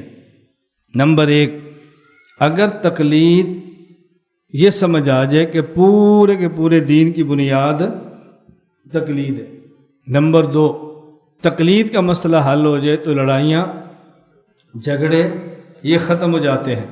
نمبر 3، توجہ رکھنا، یہ باتیں عوام کو سمجھاؤ، دین آسان ہے یا مشکل ہے؟ بولو، دین آسان ہے یا مشکل ہے؟ جو سوال میں نے آپ سے کیا نا، یہ سوال آپ لوگوں سے کرنا، بھائی دین آسان ہے یا مشکل ہے؟ آسان ہے تو شریعت پر عمل کرنے کے 2 طریقے ہیں، ایک ہے تحقیق اور ایک ہے تقلید۔ ایک ہے تحقیق اور ایک ہے تقلید۔ تحقیق کا مطلب کیا ہے کہ مجھے قضائے حاجت کی ضرورت محسوس ہو رہی ہے، پیشاب آیا ہوا ہے، میں چونکہ مسلمان ہوں اس لیے میں نے پیشاب کے بعد استنجا بھی کرنا ہے، مجھے استنجا کیسے کرنا چاہیے؟ اس کے 2 طریقے ہیں، نمبر 1 تحقیق اور نمبر 2 تقلید۔ مجھے استنجا کیسے کرنا چاہیے؟ نمبر 1 تحقیق اور نمبر 2 تحقیق کا مطلب کیا ہے؟ پہلے میں قرآن کریم دیکھوں، پھر میں احادیث دیکھوں، پھر میں حدیث پہ بحث کروں، حدیث صحیح ہے یا ضعیف ہے، اس کے راوی کیسے ہیں، اور جب مجھے پوری تسلی ہو جائے، استنجے کا طریقہ کسی کتاب سے مل جائے، حدیث والی کتاب سے، اس کے بعد میں استنجا کروں، یہ ہے تحقیق۔ اور تقلید کیا ہے؟ اپنے مسجد کے امام صاحب سے پوچھ لو حضرت استنجے کا سنت طریقہ کیا ہے، اب بتاؤ استنجے کا آسان طریقہ تحقیق کر کے استنجا کرو یا تقلید کر کے کرو؟ تحقیق مکمل نہیں ہوگی، تحقیق مکمل نہیں ہوگی، باقی کام سارا مکمل ہو جائے گا۔ تو یہ بات عوام کو سمجھاؤ کہ استنجا کیسے کرنا ہے، تحقیق سے کرنا ہے یا تقلید۔ اس کے بعد آپ نے وضو کرنا ہے، تحقیق سے کرنا ہے یا تقلید سے کرنا ہے؟ میں وضو کیسے کروں گا؟ پہلے قرآن کھولو، اس کے بعد پھر حدیث دیکھو، پھر حدیث کی سند پہ بات کرو۔ تو مجھے یہ بتاؤ تحقیق کرے گا تو کیسے ہوگا؟ یہ بچہ جوان ہو گیا، اب اس نے نکاح کرنا ہے، نکاح کا سنت طریقہ کیا ہے؟ تحقیق کرنا ہے یا تقلید؟ اب تحقیق کرو، اس کے بعد نکاح کرو۔ سب سے آسان طریقہ مسجد کے امام کے پاس جاؤ، حضرت نکاح کا سنت طریقہ سمجھا دیں، وہ آدھے گھنٹے بیان کر کے سارے مسائل سمجھا دیتے ہیں۔ میں ایک بنیادی نقطہ پیش کر رہا ہوں، آج امت کا ہر فرد یہ بات کہتا ہے دین آسان ہے، مولویوں نے مشکل بنایا ہے، دین آسان ہے، مولویوں نے مشکل بنایا ہے۔ آپ اسے کو مولویوں نے مشکل نہیں بنایا، یہ پروفیسر اور جاہل مشکل بنا رہے ہیں۔ مولوی کہتے ہیں تقلید کرو کیونکہ دین آسان ہے، یہ کہتے ہیں تحقیق کرو کیونکہ دین مشکل ہے۔ تو اگر دین آسان ہے تو پھر تقلید ہے، اور اگر دین مشکل ہے تو پھر کیا کرو؟ پھر تحقیق کرو۔ تو عنوان یہ رکھا ہوا ہے کہ دین بہت آسان ہے، اور قیام کیا شروع کیا ہوا ہے؟ امت کو تحقیق پہ لاؤ۔ بھئی یا عنوان بدل دو یا کام بدل دو، نام آپ نے اور رکھا ہوا ہے اور کام آپ نے اور شروع کیا ہوا ہے۔ ٹائٹل دیا ہوا ہے دین بہت آسان ہے، مولویوں سے بچو، دین بہت آسان ہے، مولویوں سے بچو، تو پھر کیا کرو؟ تحقیق کرو۔ اور بھئی تحقیق کرنا تو مشکل کام ہے، کسی بھی شعبے کی ریسرچ کرنا یہ مشکل کام ہے، کسی بھی شعبے کا۔ اسی طرح دین پر عمل کرنا اور سرچ کر کے کرنا یہ بہت مشکل کام ہے۔ تو ہم کہتے ہیں یہ اپنا نام بدل لو اور یہ اپنا کام بدل لو۔ کچھ لوگ تھے فیصل آباد کے، وہ مجھے ملنے کے لیے آئے، مجھے ملے تو کہا جی ہم نے جماعت بنائی ہے اور ہم چاہتے ہیں کہ آپ ہماری سرپرستی قبول فرمائیں، فلاں فلاں بزرگ ہیں وہ بھی ہمارے سرپرست ہیں تو آپ بھی سرپرستی قبول فرمائیں۔ میں نے کہا جماعت کا نام کیا ہے؟ کہا جی تحریک آسان نکاح۔ میں نے پوچھا کام کیا ہے؟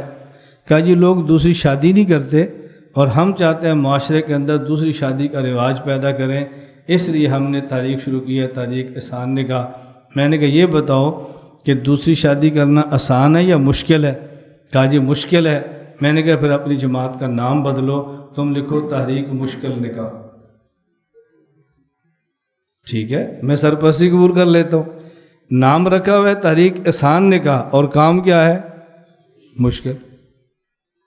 میں نے کہا آپ یہ کو تحریک آسان نکاح کا معنی یہ ہے بھئی آج امت نے نکاح کو مشکل بنا دیا ہے، ہم نکاح کو آسان کرنا چاہتے ہیں۔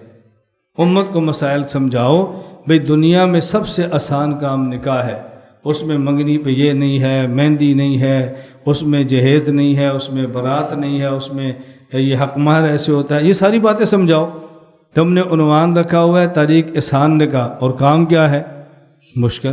میں نے کہا نام اور ہے اور کام اور ہے، یہ 2 نمبر کام نہ کرو۔ ان میں ایک صاحب تھے، وہ میرے پاس لوگ اس لیے آتے ہیں چونکہ میرے 4 نکاح ہیں نا، اس لیے میرے واقعتاً اتنے لوگ مجھ سے رابطہ کرتے ہیں نا جی مولانا صاحب مشورے کے لیے آئے، مشورے کے لیے۔ ایک آدمی تھا میرے پاس آیا، کہتا جی میں آپ کے پاس ہے، میں نے دوسری شادی کرنی ہے تو آپ سے مشورہ کرنا چاہتا ہوں۔ میں نے کہا تم بہت بڑی مذہبی شخصیت ہو جس کو لوگ بیٹی دینا سعادت سمجھیں۔ مجھے کہتے ہیں جی نہیں، میں تو مزدور آدمی ہوں، چھوٹا سا آدمی ہوں۔ میں نے کہا تمہارے پاس پیسہ بہت ہے، لو تمہیں اپنی بیٹی دیں، چلو بھئی بیٹی دو، پیسہ کھاؤ، یہ مر جائے گا تو ہمیں بھی 2-4 کروڑ مل جائے گا۔ کہتے نہیں میں تو مزدوری کرتا ہوں۔ میں نے کہا کوئی لڑکی تو نے پھنسائی ہے جو تو نے نکاح نہ کیا مر جائے گی، کسی اور جگہ نہیں جائے گی؟ کہتا جی اللہ نہیں نہیں ایسی بات بھی نہیں ہے۔ میں نے کہا تو صفائی نہ دے، جو میں پوچھ رہا ہوں مجھے وہ بتا، بس تو شخصیت بہت بڑی ہے، تیرے پاس پیسہ بہت ہے، کوئی لڑکی تو نہیں پھنسائی ہے؟ مجھے کہتا جی نہیں۔ میں نے کہا پھر چائے بھی، بسکٹ کھا اور گھر جا، دوسری شادی یوں نہیں ہوتی جیسے تو کرنا چاہ رہا ہے۔ لوگ دیتے ہیں مذہبی شخصیت کو اپنی نسبت کے لیے، لوگ دیتے ہیں مالدار بندے کو پیسے کے لیے، لوگ دیتے ہیں بھی ہماری بچی کا مسئلہ ہے، ناک کٹ جائے گا، معاشرے بدنام ہو گئے، دے دو اس کو، جان چھڑاؤ۔ تیرے پاس تینوں میں سے کچھ بھی نہیں ہے، تو آیا مشورہ میں شادی کرنی ہے۔ میں نے کہا آپ چائے پیو، بسکٹ کھاؤ اور گھر جاؤ، شاباش۔ سمجھ آ رہی بات؟ آپ میرے پاس بہت لوگ آتے ہیں اور اللہ کا شکر الحمدللہ ہمارے 4 گھر والے ایک دسترخوان پہ کھانا کھاتے ہیں، ایک دسترخوان پہ۔ اس کی تم دنیا میں کوئی مثال ثابت نہیں کر سکتے، دنیا میں ثابت کرنا مشکل ہے۔ یہ ہمارے شاگرد ہیں جو یہاں پڑھتے ہیں، جو 10 سال سے میرے پاس ہیں، ان سے پوچھ لو۔ جب لڑائیاں گھر کی ہوتی ہیں تو آس پاس تو پتہ چلتا ہی ہے نا، ایسا جو کوئی باتیں چھپی رہ جائیں۔ میں اس لیے عرض کرتا ہوں جیسا نام ہو ویسا ہی کام، جیسا کام ہو ویسا ہی نام ہونا چاہیے۔ آپ کے کراچی کی ایک چھوٹی سی جماعت ہے، اس کا نام کیا ہے؟ جماعت المسلمین، اور کام کیا ہے؟ پوری دنیا کافر ہے، بس پوری دنیا کافر ہے۔ بس جو اس میں شامل ہوتا ہے وہ کسی کو مسلمان نہیں بناتا، اپنے باپ کو بھی کافر کہتا ہے، ماں کو بھی کافر کہتا ہے، بھائی کو بھی کافر کہتا ہے۔ تو نام ہے جماعت المکفرین، کام ہے جماعت المکفرین، اور نام کیا ہے؟ جماعت المسلمین۔ میں نے کہا بھی جیسا نام کام ہوتا ہے نا ویسے ہی نام رکھا کرو۔ تو لوگ کہتے ہیں جی دین بہت آسان ہے لہٰذا تقلید چھوڑ دو۔ کبھی دین بہت آسان ہے لہٰذا تقلید شروع کر دو۔ تقلید آسان ہے اور تحقیق کرنا بہت مشکل ہے۔ میں سمجھا رہا تھا کہ پہلے تقلید ذہن میں رکھو کہ تقلید پر ہم زور کیوں دیتے ہیں، ہم کیوں سمجھاتے ہیں تقلید، اور یہ باتیں عوام کو سمجھاؤ۔ ایک بات میں سمجھانے کے لیے کہنے لگا ہوں، اگر دنیا میں کوئی انسان تقلید بمانا اپنے بڑوں پر اعتماد کرنا چھوڑ دے تو خود اپنا نسب بھی ثابت نہیں کر سکتا۔ مجھ سے کو پوچھے تمہارے ابو کا نام کیا ہے، میں کہتا ہوں میرے والد کا نام یہ ہے، میں فلاں آدمی کا بیٹا ہوں، اس پر کوئی دلیل میرے پاس موجود نہیں سوائے اس کے کہ میری ماں کہتی ہے تو فلاں کا بیٹا ہے۔ میرے پاس کوئی دلیل نہیں، کسی اور کے پاس دلیل ہو تو میں کچھ نہیں کہہ سکتا، بھائی ہمارے پاس کوئی دلیل نہیں۔ یہ جو تقلید کے منکر آپ ان سے پوچھا کرو بھائی تم کس کے بیٹے ہو، اس پر تمہاری تقلید ہے یا تمہاری دلیل تمہاری تحقیق ہے؟ سمجھ آ رہی ہے؟ تحقیق ہے یا تقلید ہے؟ تقلید ہے۔ تقلید نہ ہو تو اپنا نسب ثابت نہیں ہوتا، اپنے نسب پر تم کیا تحقیق کرو گے؟ بات سمجھ لو۔ ہم مسجد کے مصلے پر کھڑے امام کے پیچھے نماز پڑھتے ہیں۔ میں ملیشیا کا سفر تھا تو وہاں اوقاف کے ڈائریکٹر تھے، ان سے ہماری ملاقات ہوئی، اکٹھے بیٹھے تھے، تو ان کو میرا تعارف اس عنوان سے بتایا کہ یہ لامذہبیت لوگوں کے خلاف کام کر رہا ہے اور یہ اس کا طرز ہے۔ بیٹھے تو اس نے مجھ سے پوچھا کہ جب آپ تقلید سمجھاتے ہیں تو آپ کیسے سمجھاتے ہیں، تقلید پر آپ کیسے سمجھاتے ہیں بات؟ میں نے ان سے کہا جی تقلید ہم یوں سمجھاتے ہیں۔ میں نے اس کو ایک واقعہ سنا، بہت خوش، بہت ہنسا۔ میں نے کہا جب تقلید ایسے سمجھاتے ہیں، آپ اپنے امام کے پیچھے نماز پڑھتے ہیں تو نماز تب ہوتی ہے جب آدمی پیشاب کرے تو استنجا بھی کرے، تو جس امام کے پیچھے آپ نماز پڑھتے ہیں آپ کا کیا خیال ہے کہ آپ کے امام نے استنجا کیا ہوا کہ نہیں؟ اگر آپ کہتے ہیں جی کیا ہوا ہے تو پھر ہم آپ سے پوچھیں گے دلیل کیا ہے، آپ نے تحقیق کی ہے یا آپ نے امام کی بات مان کر تقلید کی ہے؟ کہیں ایسا ہوتا نہیں کہ محراب کے ساتھ کمرہ بنایا اور امام صاحب کھڑے ہیں، لوگ اسی دروازے سے امام کو چیک کرتے جائیں، مسجد میں آتے جائیں، چیک کرتے جائیں، مسجد میں آتے جائیں، تحقیق ہو گئی جی استنجا، آپ نماز شروع کرو۔ بہت ایسا، میں نے کہا تحقیق یا تقلید؟ کہا جی تقلید۔ تو میں نے کہا نہیں تقلید کرنی تو امام ابو حنیفہ کی نہیں کرنی شریعت ماننے میں، اور جب کرنی ہے تو امام کی کر لینی ہے استنجا ماننے میں۔ عجیب قوم نہیں؟ اس لیے یہ باتیں سمجھاؤ کہ تقلید کتنی ضروری ہے۔ تقلید نہ کرو، اپنی والدہ کی بات نہ مانو تو نسب نہیں ہوتا ثابت، اور اگر امام کی بات نہ مانو تو نماز کا وجود نہیں رہتا۔ اس کا مطلب یہ ہے کہ بات ماننی پڑتی ہے تبھی بات کسی نتیجے پر جا کر پہنچتی ہے۔ میں نے ایک بار وہاں مظفر گڑھ شہر میں بیان کیا، عنوان تھا تقلید کے اوپر، تقلید پر ہم دلائل دیتے رہے، تو مجھے ایک چٹ آ گئی کہ مولانا صاحب آپ جو تقلید بیان کر رہے ہیں نا، یہ علمی انداز میں بات کر رہے ہیں، کوئی آسان سی مثال دے کر تقلید سمجھائیں۔ میں نے ان سے گزارش کی کہ ہمارے ہاں دیہاتوں میں ٹریکٹر اور ٹرالیاں ہوتی ہیں، اور ٹرالی کے پیچھے ایک جملہ لکھا ہوتا ہے، ٹرالیوں کے پیچھے جملہ لکھا ہوتا ہے کہ ہارن دو راستہ لو، ہارن دو راستہ لو، لکھا ہوتا ہے نا۔ ایک دوسری ٹرالی اس کے پیچھے لکھا ہوتا ہے پاس کر یا برداشت کر،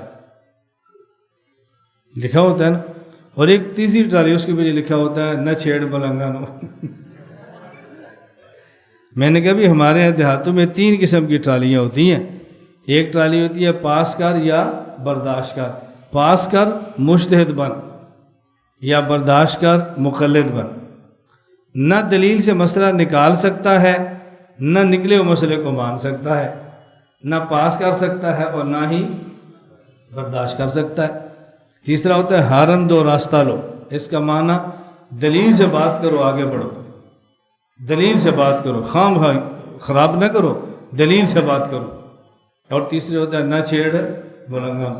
میں نے کہا پاس کر یہ ہم لوگ ہیں، یہ ہوتا ہے مجتہد پاس کر، اور برداشت کر یہ ہوتا ہے مقلد، اور نہ چھیڑ ملنگانو یہ ہوتا ہے بھی دنیا مرتی ہے مر جائے، جو ہوتا ہے ہونے دو، بس ہمیں نہ چھیڑو، ہمارا کل، ہمارا دسواں، ہمارا سلسلہ ہمیں نہ چھیڑو، بس نہ چھیڑ ملنگانو۔ میں نے کہا ہم نہ چھیڑ ملنگوں میں نہیں ہے، ہم پہلی ٹرالی والے ہیں، جو پاس کرتا ہے مجتہد ہے اور جو برداشت کرتا ہے وہ مقلد ہے۔ میں نے کہا اس سے آسان مثال آپ کو میں اور کون سی دے کر سمجھاؤں کہ تقلید کیا ہوتا ہے اور اجتہاد کیا ہوتا ہے۔ میں نے خیر تھوڑی سی بات یہ سمجھائی ہے کہ تقلید ضروری کتنی ہے، ذہن میں آ گئی؟ زیادہ نہ ہونا تو بس خلاصہ ذہن میں رکھ لو۔ نمبر 1، اگر تقلید نہ کریں تو خود قرآن کریم کا وجود بھی ثابت نہیں ہوتا، قرآن کریم کا پہلا حرف اس کی زبر بھی ثابت نہیں ہوتی۔ نمبر 2، میں نے آپ سے کہا کہ اگر تقلید نہ کریں تو باقی مسائل کا حل نہیں نکلتا، تقلید کریں گے تو مسائل پہ جھگڑے ختم ہو جائیں گے۔ نمبر 3، دین آسان ہے اور اس کی وجہ تقلید ہے۔ دین کو آسان بھی کہو اور تقلید نہ مانو، یہ بات بہت قابل تعجب ہے۔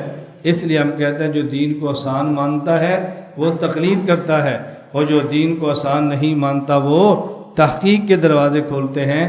تو تقلید یہ آسانی والا معاملہ ہے اور تحقیق یہ مشکل والا معاملہ ہے۔ اور چوتھی بات، یہ نمبر وار باتیں ذہن میں رکھیں، چوتھی بات، آج پوری دنیا میں یہ آواز لگائی جا رہی ہے کہ فرقہ واریت ختم کرو، فرقہ واریت ختم کرو، فرقہ بازی ٹھیک نہیں ہوتی، اس سے امت تباہ ہوتی ہے۔ ہم بھی کہتے ہیں کہ فرقہ واریت سے امت تباہ ہوتی ہے۔ بات توجہ سمجھنا، اگر آپ تقلید کو 4 ائمہ کے درمیان بند کر لیں گے تو امت میں فرقہ واریت ختم ہو جائے گی، اور اگر تقلید کا انکار کر کے تحقیق کا دروازہ کھول دو گے تو امت میں فرقہ واریت کا دروازہ کھل جائے گا۔ ہر بندہ اپنی تحقیق پیش کرے گا، 4 بندے ساتھ میں لائے گا الگ فرقہ، ایک اور بندہ تحقیق کرے گا 4 میں لائے گا ایک اور فرقہ، ایک اور تحقیق کرے گا ملائے گا تو ایک اور فرقہ، اس سے فرقے بڑھیں گے، فرقے کام نہیں ہوں گے۔ اگر فرقہ واریت مٹانا چاہتے ہیں تو تقلید پہ آ جاؤ، اور اگر فرقہ واریت کو پھیلانا چاہتے ہیں تو پھر تقلید کا انکار کر کے تحقیقات کے دروازے کھول دو۔ تو ہم فرقہ واریت مٹانا چاہتے ہیں، فرقہ واریت پھیلانا نہیں چاہتے، اس لیے ہم کہتے ہیں بھئی تحقیقات کی بجائے تقلید پر اعتماد کرو اور تقلید پر رہو، اس سے امت میں اختلافات کم ہوتے ہیں، فرقہ واریت کم ہوتی ہے، امت ٹوٹنے سے بچ جاتی ہے، امت الگ الگ نہیں ہوتی۔ باقی 4 کیوں ضروری ہے، اس پر بات آگے آ جائے گی کہ اس کے بغیر گزارا ہی نہیں ہے، کچھ نہ کچھ اختلاف ہونا تھا۔ آپ اختلاف تھوڑا کرو تمہاری مرضی، آپ اختلاف زیادہ کرو آپ کی مرضی۔ ہم کہتے ہیں اختلاف کم سے کم ہو جس کا راستہ تقلید ہے، آپ کہتے ہیں اختلاف زیادہ سے زیادہ ہو جس کا نام تحقیق ہے۔ ادھر کہتے ہیں دین میں آسانی، ادھر کہتے ہیں تقلید چھوڑو، ادھر کہتے ہیں فرقہ واریت مٹاؤ، ادھر کہتے ہیں تقلید چھوڑو۔ بھئی اگر آپ نے فرقہ واریت مٹانی ہے تو اس کا راستہ تقلید ہے، اور اگر فرقہ واریت پھیلانی ہے تو اس کا راستہ تحقیق ہے۔ تو ہم فرقہ واریت کو مٹانے والے ہیں، فرقہ واریت کو پھیلانے والے نہیں ہیں۔ توجہ سے بات سمجھنا، اور میں اس حوالے سے 5ویں اور آخری بات سمجھانے لگا ہوں۔ امت کو جوڑنا ہے، اور امت کو جوڑنے کے 2 معنی ہیں، ایک یہ ہے کہ موجودہ امت کو جوڑنا ہے، اور دوسرا معنی امت کا ایک طبقہ جو گزر گیا ہے اور ایک امت کا طبقہ جو آ رہا ہے، ان بعد والوں کو پہلوں سے جوڑنا ہے۔ تو بعد والوں کو پہلوں سے جوڑیں گے تو امت موجودہ جڑ جائے گی، اگر بعد والوں کو پہلوں سے نہیں جوڑو گے تو موجودہ امت کو جوڑنا آپ کے بس میں نہیں ہے۔ رسول اکرم صلی اللہ علیہ وسلم نے علامات قیامت بیان فرمائی، اور اس میں ایک علامت یہ بتائی، لعن آخر هذه الامت اولہا، بعد والے پہلوں پر لعنت بھیجیں گے۔ اور یاد رکھنا، اگر بعد والے پہلوں کی تقلید کریں تو لعنت کے دروازے بند ہو جائیں گے، اور اگر بعد والے تحقیقات کر کے پہلوں کی مخالفت کریں گے تو پھر لعنت کے دروازے کھل جائیں گے۔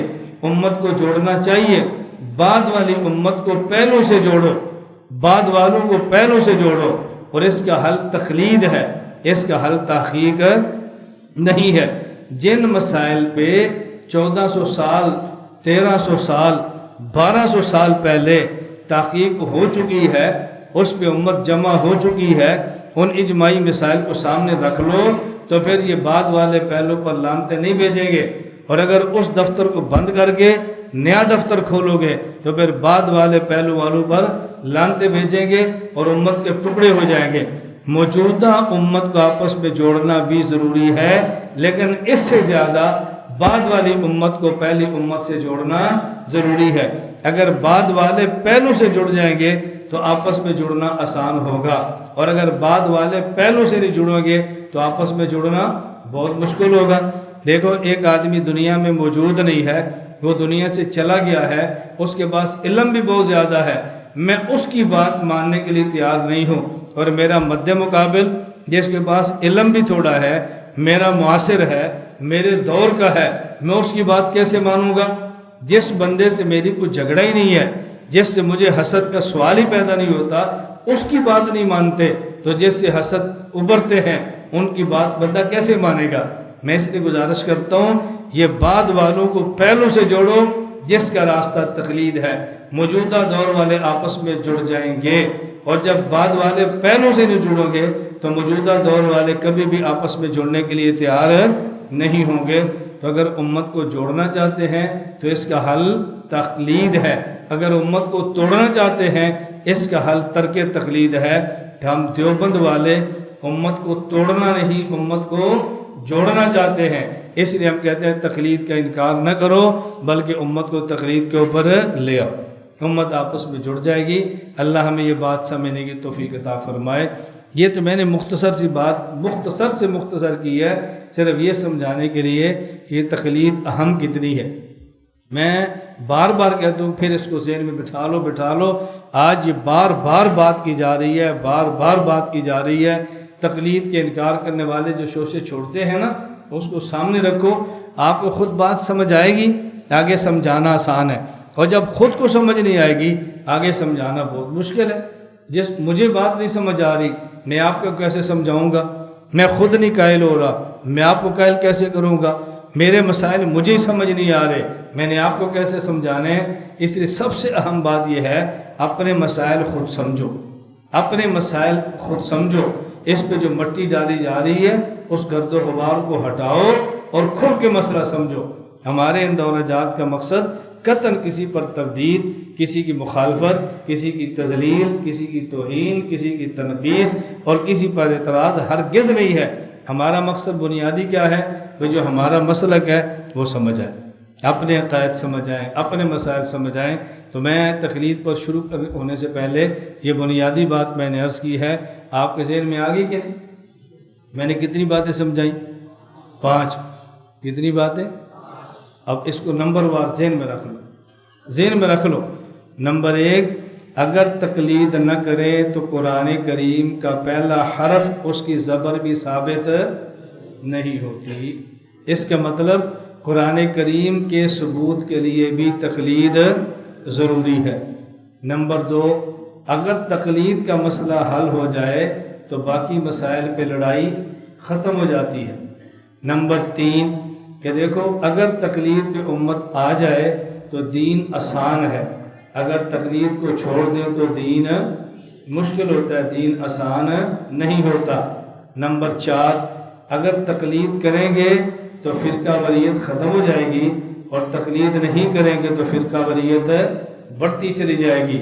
نمبر 5، یہ جو امت میں لعنتوں کے دروازے کھلتے ہیں یہ تقلید ہی سے ختم ہوں گے، تقلید کے بغیر ختم نہیں ہوں گے۔ یہ نمبر وار چیزیں اپنے ذہن میں بٹھا لیں اور خود سمجھیں اور آگے دوسروں کو سمجھائیں۔ آگے چلیں، اب تقلید کے اوپر جو ہمارے اعتراضات چلتے ہیں، ایک بنیادی نقطہ اچھی طرح سمجھ لیں پھر بات آگے چلاتے ہیں۔ عقیدہ ہو یا مسئلہ ہو، تقلید ہو یا کچھ اور ہو، ہمارے یہاں 2 باتیں اس وقت چل رہی ہیں۔ وہ کیا؟ ہم لوگ اپنی بات کو نہیں سمجھتے، ہمارا مخالف ہماری بات کو نہیں سمجھتا۔ یہ بنیاد ہے، ہمارے پورے دورے کے اندر یہ بنیاد چلنی ہے، ذہن میں رکھ لو۔ اگر ہمارا مخالف ہماری بات کو سمجھ لیتا تو ہم پر اعتراض نہ کرتا، اور اگر ہم اپنی بات کو سمجھ لیتے تو ہم اعتراض کا جواب دے لیتے۔ مخالف ہماری بات نہیں سمجھتا تو اعتراض کرتا ہے، اور ہم اپنی بات نہیں سمجھتے تو پھر جواب نہیں دے سکتے۔ اس لیے ضروری ہے کہ ہم اپنی بات سمجھیں اور مخالفت کرنے والے کو بات سمجھائیں۔ ایک ہے بات کو سمجھانا اور ایک ہے بات کو منوانا۔ ہمارے ذمہ بات کو سمجھانا ہے، ہمارے ذمہ بات کو منوانا نہیں۔ بات کو سمجھائیں گے تو اعتدال کے ساتھ کام کریں گے، اور بات کو منوائیں گے تو اعتدال ختم ہو جائے گا۔ حضرت موسیٰ علیہ السلام نے جو اللہ سے دعا مانگی، اس کا چوتھا جملہ قابل غور ہے، رب اشرح لی صدری ویسر لی امری واحلل عقدۃ من لسانی یفقہوا قولی۔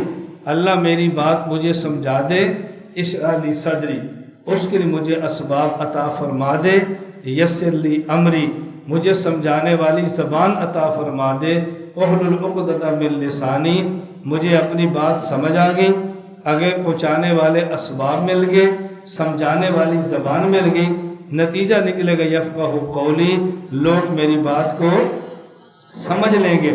رسول اللہ صلی اللہ علیہ وسلم مکہ سے طائف گئے ہیں، طائف والوں نے مارا ہے، تو جبریل امین نے کہا اللہ کے نبی اگر آپ فرمائیں تو جو لوگ آپ کے اوپر ظلم کرتے ہیں ان کو 2 پہاڑوں کے درمیان پیس دیا جائے۔ آپ نے جملہ فرمایا تھا اللہم اہد قومی فإنہم لا یعلمون، اللہ ان کو ہدایت عطا فرما، یہ جانتے نہیں ہیں میں ان کا کتنا خیر خواہ ہوں۔ تو عالم کا کام بات کو منوانا نہیں ہے، عالم کا کام بات کو سمجھانا ہے۔ جب منوائیں گے تو پھر لڑائی ہوگی، اور جب سمجھائیں گے تو پھر اعتدال ہوگا۔ ہمارے ذمہ سمجھانا ہے، لیکن آدمی سمجھا تب سکتا ہے جب خود بات کو سمجھتا ہو، جب خود نہ سمجھے تو بات کو سمجھا سکتا نہیں۔ اسی طرح تقلید، پہلے میں نے بتایا کہ ہم تقلید کر رہے ہیں نا، کیوں کرتے ہیں؟ اب یہ سمجھ آئی تو آپ کسی کو سمجھائیں گے، اور جب خود سمجھنا ہے تو کسی اور کو سمجھا نہیں سکتے۔ اگلی بات ہے تقلید کسے کہتے ہیں؟ جب یہ سمجھیں گے تقلید کسے کہتے ہیں تو سمجھانا آسان ہوگا، اور جب نہیں پتہ ہوگا تقلید کسے کہتے ہیں تو پھر سمجھانا بے حد مشکل ہوگا۔ آپ نے بڑا معروف ایک لطیفہ ہے سنا ہوگا کہ ایک خان صاحب تھے، تبلیغی جماعت میں گئے، پہلا ان کا روزہ تھا، ہاتھ سے ان کے ہندو چڑھ گیا، اس ہندو سے کہا کلمہ پڑھو، اس نے کہا میں پڑھتا نہیں، خان صاحب نے ڈرا دیا، اوپر سے تو ٹھکائی کر دی، ہندو ڈرا تو اس نے کہا چلو کلمہ پڑھاؤ، میں پڑھتا ہوں۔ جب اس نے کہا جی پڑھاؤ تو ان کو کلمہ خود نہیں آتا تھا، کیونکہ روزہ پہلا تھا، بھی نکلے تھے۔ جب اس نے کہا نا مجھے پڑھاؤ، اب ان کو احساس ہوا کہ پہلے مجھے کلمہ یاد کرنا چاہیے اور پھر کسی کو کلمہ یاد کرانا چاہیے۔ تو جب ہم مسئلہ سمجھ آئے گا نہیں، بتاؤ آپ دوسرے کو سمجھاؤ گے کیسے؟ اور یہ بات میری ایسی ہے کہ آپ ناراض بھی نہ ہوں، آپ محسوس بھی نہ فرمائیں۔ دیانتداری کی بات یہ ہے کہ ہم اپنی بات کو پڑھتے نہیں ہیں، دلائل سے یاد کرتے نہیں ہیں، سمجھتے نہیں، اور ہم ایک جملہ کہہ کے اپنی جان چھڑا لیتے ہیں۔ اور یہ میں پہلے وضاحت کر رہا ہوں کہ ایسا نہ ہو کہ یہ جملہ آپ سبق میں اپنے کسی استاد سے سن لیں اور پھر اس کی اور میری آپس میں لڑائی کرا دیں کہ میرا نام لے کر کہ یہ ہمارے استاد جی کے خلاف تھا، اس لیے جملہ کہا تھا۔ جس لیے میں پہلے وضاحت کر رہا ہوں، میں کسی خاص استاد کسی کے بارے میں نہیں کہتا، میں عمومی ایک بات کہتا ہوں۔ آج ہم نے اپنا ایک مزاج بنا لیا ہے، ہم کہتے ہیں بھی ہم اپنے اکابر کے اندھے مقلد ہیں۔ ایک اس کا معنی جو ہمارے اکابر کیا اس کا معنی ہے، وہ کیا ہے کہ ہمیں نہ بات سمجھ آئے ہم تب بھی مانیں گے، سمجھ آئے گی تب بھی مانیں گے۔ ہمارا ذہن ہے کہ ہمارے اکابر کا علم، ہمارے اکابر کا فہم، ہمارے اکابر کی سوچ ہم سے بہت بلند ہے، ہم ان کا گرد پا بھی نہیں ہیں، اس لیے ہم ان کے اندھے مقلد ہیں۔ یہ بالکل ٹھیک ہے، اس میں کوئی اشکال کی بات نہیں ہے، لیکن آج ہم جیسے چھوٹے چھوٹے اپنے اکابر کا یہی جملہ لیتے ہیں، اس کا معنی غلط سمجھتے ہیں اور پھر تکیہ لگا کر بیٹھ جاتے ہیں۔ ہم کہتے ہیں ہم اپنے اکابر کے اندھے مقلد ہیں، اس کا معنی نہ ہم نے تیاری کرنی ہے، نہ ہم نے دلائل سیکھنے ہیں، نہ ہم نے کسی سے بات کرنی ہے، نہ ہی ہم نے بحث کرنی ہے، کیونکہ ہم اندھے مقلد ہیں۔ اور بھئی جو ہمارے بزرگ فرماتے تھے اندھے مقلد ہیں، وہ دلائل سے بات بھی کرتے تھے، باطل کی تردید بھی کرتے تھے، عقائد پر کھل پر کام بھی کرتے تھے، شبہات کا رد بھی کرتے تھے، اور اس کے باوجود وہ فرماتے ہم اپنے اکابر کے اندھے مقلد ہیں۔ کیا معنی؟ اس علم، اس فہم، اس دلائل کی طاقت کے باوجود ہم اپنے اکابر کے ساتھ ہیں۔ اگر ان کا کوئی مسئلہ ہماری رائے کے خلاف بھی نکل آئے، ہم اپنی رائے دفن کرتے ہیں، ان کی رائے کو لیتے ہیں۔ یہ معنی تھا ہم اپنے اکابر کے اندھے مقلد ہیں، اور ہم نے اس کا معنی غلط لے لیا۔ حضرت امام اہل سنت شیخ سرفراز صفدر نور اللہ مرقدہ یا دارالعلوم کراچی تشریف لائے، حضرت نے یہاں بیان فرمایا، اور بیان کے دوران یہ بات فرمائی کہ طلباء سے، اساتذہ سے، یہ دیکھو میرا مزاج ہے، ایک مسئلے پر میری تحقیق الگ ہو، میرے اکابر کی تحقیق الگ ہو، میں اپنی تحقیق اپنے اکابر کی تحقیق پہ قربان کر دیتا ہوں۔ میں یہ سمجھتا ہوں کہ میرے دلائل میں کچھ سقم ہوگا اور جو مجھے سمجھ میں نہیں آ رہا۔ ایک معنی یہ تھا اکابر۔ اب حضرت امام اہل سنت نے بیانات بھی کیے ہیں، کتابیں بھی لکھی ہیں، دلائل کے ساتھ باطل کا رد بھی کیا ہے، دلائل کے ساتھ کیا ہے، ہر فتنے کے خلاف لکھا ہے، اور کیا فرماتے؟ میں اپنے اکابر کا اندھا مقلد ہوں۔ اب دلائل تو ہے، اب اندھے ہونے کا مطلب کیا ہے؟ اب مطلب یہ تھا میں اپنے اکابر پر مکمل اعتماد کرتا ہوں، اگر میری تحقیق ان کے خلاف بھی ہو جائے میں اپنی تحقیق چھوڑ دوں گا اور اپنے اکابر کے پیچھے چلتا رہوں گا۔ جس طرح ایک اندھا آدمی ہے، ایک راستے سے 20 بار گزرا ہوتا ہے، اس کے پاؤں اور تجربے کی وجہ سے اس کو پختہ یقین ہوتا ہے کہ میں نے ادھر جانا ہے۔ لیکن اگر کوئی بندہ اس کا ہاتھ پکڑے، وہ کہتا ہے نہیں ادھر جانا ہے، وہ سمجھتا ہے میں 20 بار گزرا ہوں لیکن میں نبینا ہوں، اس کی آنکھیں ہیں، تو مجھے اپنی نبینائی کی وجہ سے اس کی بینائی پر اعتماد کرنا چاہیے۔ اور جیسے یہ کہتے ہیں مجھے ادھر جانا چاہیے، اس نبینے کی حس یہ کہہ رہی ہوتی ہے کہ یہ مجھے غلط بتا رہا ہے، لیکن اپنی حس قربان کرتا ہے اس کی بینائی کی وجہ سے۔ یہ معنی ہوتا ہے کہ میں اکابر کا اندھا مقلد ہوں، کہ میں اپنی تحقیق اکابر کی تحقیق پر قربان کرتا ہوں۔ اور ہم نے اس کا معنی کیا لیا؟ ہمارے حضرت فرمایا کرتے تھے ہم اکابر کے اندھے مقلد ہیں، میں بھی اندھا مقلد ہوں، لہذا میں نے دورہ تحقیق المسائل نہیں کرنا۔ میں اندھا مقلد ہوں، میں نے دلائل نہیں سیکھنے۔ میں اندھا مقلد ہوں، کسی نے اعتراض بھی کیا تو میں نے جواب نہیں دینا، میں مطمئن ہوں، بس میرے جو اکابر نے فرمایا وہ ٹھیک ہے۔ ان حضرات کے فرمانے کا معنی یہ نہیں تھا جو ہم نے سمجھا ہے۔ میں اس لیے عرض کر رہا ہوں کہ اپنے اکابر کی بات کو بہت اچھی طرح ذہن نشین فرما لیں۔ اندھے مقلد ہونے کا معنی آپ دلائل سیکھیں، دلائل جمع کریں، سارا کام کریں، اور اس کے باوجود کہ آپ کے رائے اکابر کی رائے کے خلاف ہو جائے اس میں خاموشی اختیار کریں، یہ بات ہے۔ اس پر واقعات بھی ہیں، ہمارے پاس مثالیں بھی ہیں۔ میں ان واقعات کسی مناسب وقت پہ چھوڑتا ہوں کہ جب چونکہ ہر روز مغرب کے بعد مختصر سا بیان تو ہوتا ہی ہمارے دورے میں، آج بھی ہوگا، اس میں پھر میں ایک بات سمجھاتا ہوں، اکابر کا یہ مزاج تھا، یہ مسلک تھا، یہ منہج تھا، اس کو سمجھیں۔ دن کو ہمارے اسباق چلتے ہیں اور مغرب کے بعد آدھے گھنٹے پونے گھنٹے کا ایک مختصر سا بیان ہر روز ہمارے دورے میں ہوتا ہے۔ تو جہاں بھی دورہ ہو یہاں بھی ہوگا، لیکن پہلے مغرب کے فرض ہوتے ہیں، پھر سنت ہوتی ہے، پھر اوابین کے نفل ہوتے ہیں، پھر سورۃ الواقعہ پڑھتے ہیں، اور اس کے بعد وہ آدھے پونے گھنٹے کا بیان شروع ہوتا ہے۔ یہ نہیں ہوتا کہ نوافل اور ان کو چھوڑ کے پھر بیان ہو، آج بھی ہوگا، اور ہمارا انشاءاللہ 4 دن تک یہ ہر روز بیان چلتا رہے گا۔ تو یہاں رہنے والے طلبہ ذہن نشین فرما لیں کہ مغرب کے بیانات بھی یہ ہمارے سبق کا حصہ ہوتے ہیں، اور اس کو آپ سنتے رہیں گے، پڑھتے رہیں گے، نوٹس لکھتے رہیں گے تو اس کا بہت فائدہ ہوگا۔ اللہ تعالیٰ مجھے اور آپ سب کو عمل کرنے کی توفیق عطا فرمائے اور اپنے اکابر کی باتیں سمجھنے کی توفیق عطا فرمائے۔ تو ہماری جو پوری محنت ہے، میں نے شروع میں عرض کر دیا، ہمارے آج کا سبق وقت ختم ہو رہا ہے، ہم نے شروع میں عرض کیا کہ بس ذہن بنا لیں، عقائد، مسائل، اپنے اکابر، بس یہ بنیاد ہے۔ اور عقائد بھی سارے، آدھے نہیں، مسائل بھی سارے، آدھے نہیں، اکابر بھی سارے، آدھے نہیں، جو ہمارے اکابر ہیں۔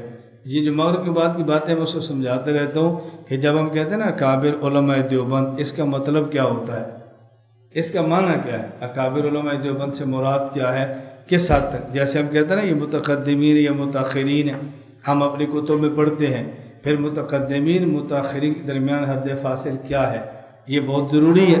نہیں ہوگا تو آپ اپنے سے پہلے ہر کسی کو متقدم کہہ دیں گے اور بعد والے ہر کسی کو متاخر کہہ دیں گے۔